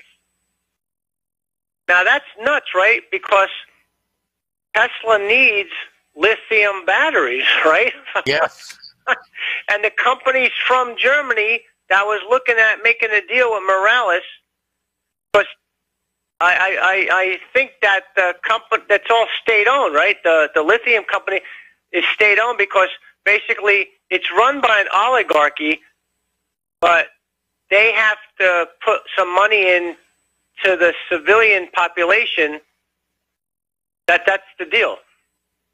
And I guess certain people in the oligarchy don't like that, so, but the thing is, they're making a deal looking to making a deal with Germany for the lithium mining. And, because with these people, they want it all. They don't want to make, they don't want to use like 10% of it to fund like roads and stuff. They want 100%. But isn't that a coincidence, Mike? Like, the German company who was looking into this mining deal with the lithium company, and then Elon Musk emails this Giga Germany Twitter thing out after the coup. Yeah. So do you see how it's all linked together? All corporations. It's because the United States is a corporation, but along with Britain and France, it's all a small group of people that go into a country like France, Britain, and the United States with Syria to try to put a pipeline in, or with Hillary Clinton with the cement factory. That's what it's all about, people. It's not about bringing democracy to the masses. They don't give a crap, because if they cared about democracy, they wouldn't be supporting Saudi Arabia and Israel. True. But I wanted to leave people. But I wanted to leave people with that because somebody said China. Yeah, China was involved in also with a deal which also has to do with geopolitics, with blocking China from cornering the market, like that one caller says, in lithium, in minerals, not rare earth. It's just minerals. Rare earth is the process of not mining, but of processing it. That's what makes it rare, I believe, right? No, these are minerals that are in short supply. It's a group of about, I think it's 19 different minerals. And it's not like China has cornered the market. China just happens to be blessed with huge natural reserves of these rare earth minerals. The United States has its own rare earth minerals, but nowhere near as much. And these are going to be key elements, in future electronics. Anyway, listen, Dustin, got to let you go. Got one more segment of the show. Got 2 callers waiting on the line, and we'll be right back. Aloha, America. Welcome back to our show. Last segment of our program today. We've got 2 callers on the line. I'm going to try and fit them both in. Let's go to Eric in Tennessee. Aloha, Eric. What's on your mind today? Aloha, Michael. I'm just wondering if you're able to take Bitcoin again for donations. I'll have to look into it somewhere down the road here. I mean, we're still getting settled in here. My next project is to get the mixer and the dual headsets in here so I can get Claire back on the air. And there is just so much to put together, but somewhere down the road, I'll take a look at that. I know what you mean. Yeah, for sure. When you mentioned crypto gold, that was one of the countries doing that. Was there China or China or something? China. Well, there is already a crypto gold currency out there. I don't know if you're aware of that or not. And it's currently on the 9 different exchanges where you can buy it for less than 2 cents a coin, and it's actually backed by physical gold. So it's a pretty interesting concept. What is it called? Other than that, it's called KBC, Carrot Bank Coin. Remember carrot bars way back when? Yeah, I remember the carrot bars, yeah. There was some discussion. Okay, well, the carrot bars came out with their own cryptocurrency that's actually backed by a gold mine. And guaranteed down the road to be worth at least $1.32 based on the amount of gold they're pulling out of the mine. So I invested in quite a bit of it early on. I bought it really cheap, so it's but it's a viable alternative right now to buy crypto gold. And with crypto gold, you can transfer it anywhere on the planet in a matter of seconds for almost no cost. Through the blockchain technology. Yes. So just something to make you aware of. And also, are you still in need of some winter clothes for both you and Claire? I need to buy some boots this weekend, but actually we're in pretty good shape. You are? Okay, great. Because I had some stuff put aside here, and I was going to get a hold of you and to see if you needed it. And if you still do, you know how to get a hold of me. And I'll be more than happy to drive up and drop it off. Okay, take care, Mike. Have a great night. All right, we're going to take one more phone call from Terry in California. Aloha, Terry. Welcome to the show. What's on your mind? Mike, real quick, did you you talked about that person that told what happened to their kid that got the vaccination, and who was that called them and threatened them to arrest them? Was that a U.S. federal government agency? No, it was down in Cuba. Oh, Cuba. Okay. Okay. That's all, Mike. We'll talk to you later. Bye. All right. Thanks an awful lot. Yeah. The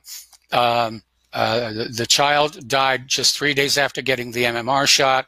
The parents went public on social media, and they were basically visited by, quote unquote, the authorities and told, don't do that anymore. Okay, there's the music. Time for me to get out of here. I got to get some rest. I'm just whipped. Stay tuned for John Stedmiller. I'm sure he's got lots of interesting things to share with you. Please spread the word of RBN. Please spread the word of whatreallyhappened.com. And we'll be back tomorrow. Aloha, America.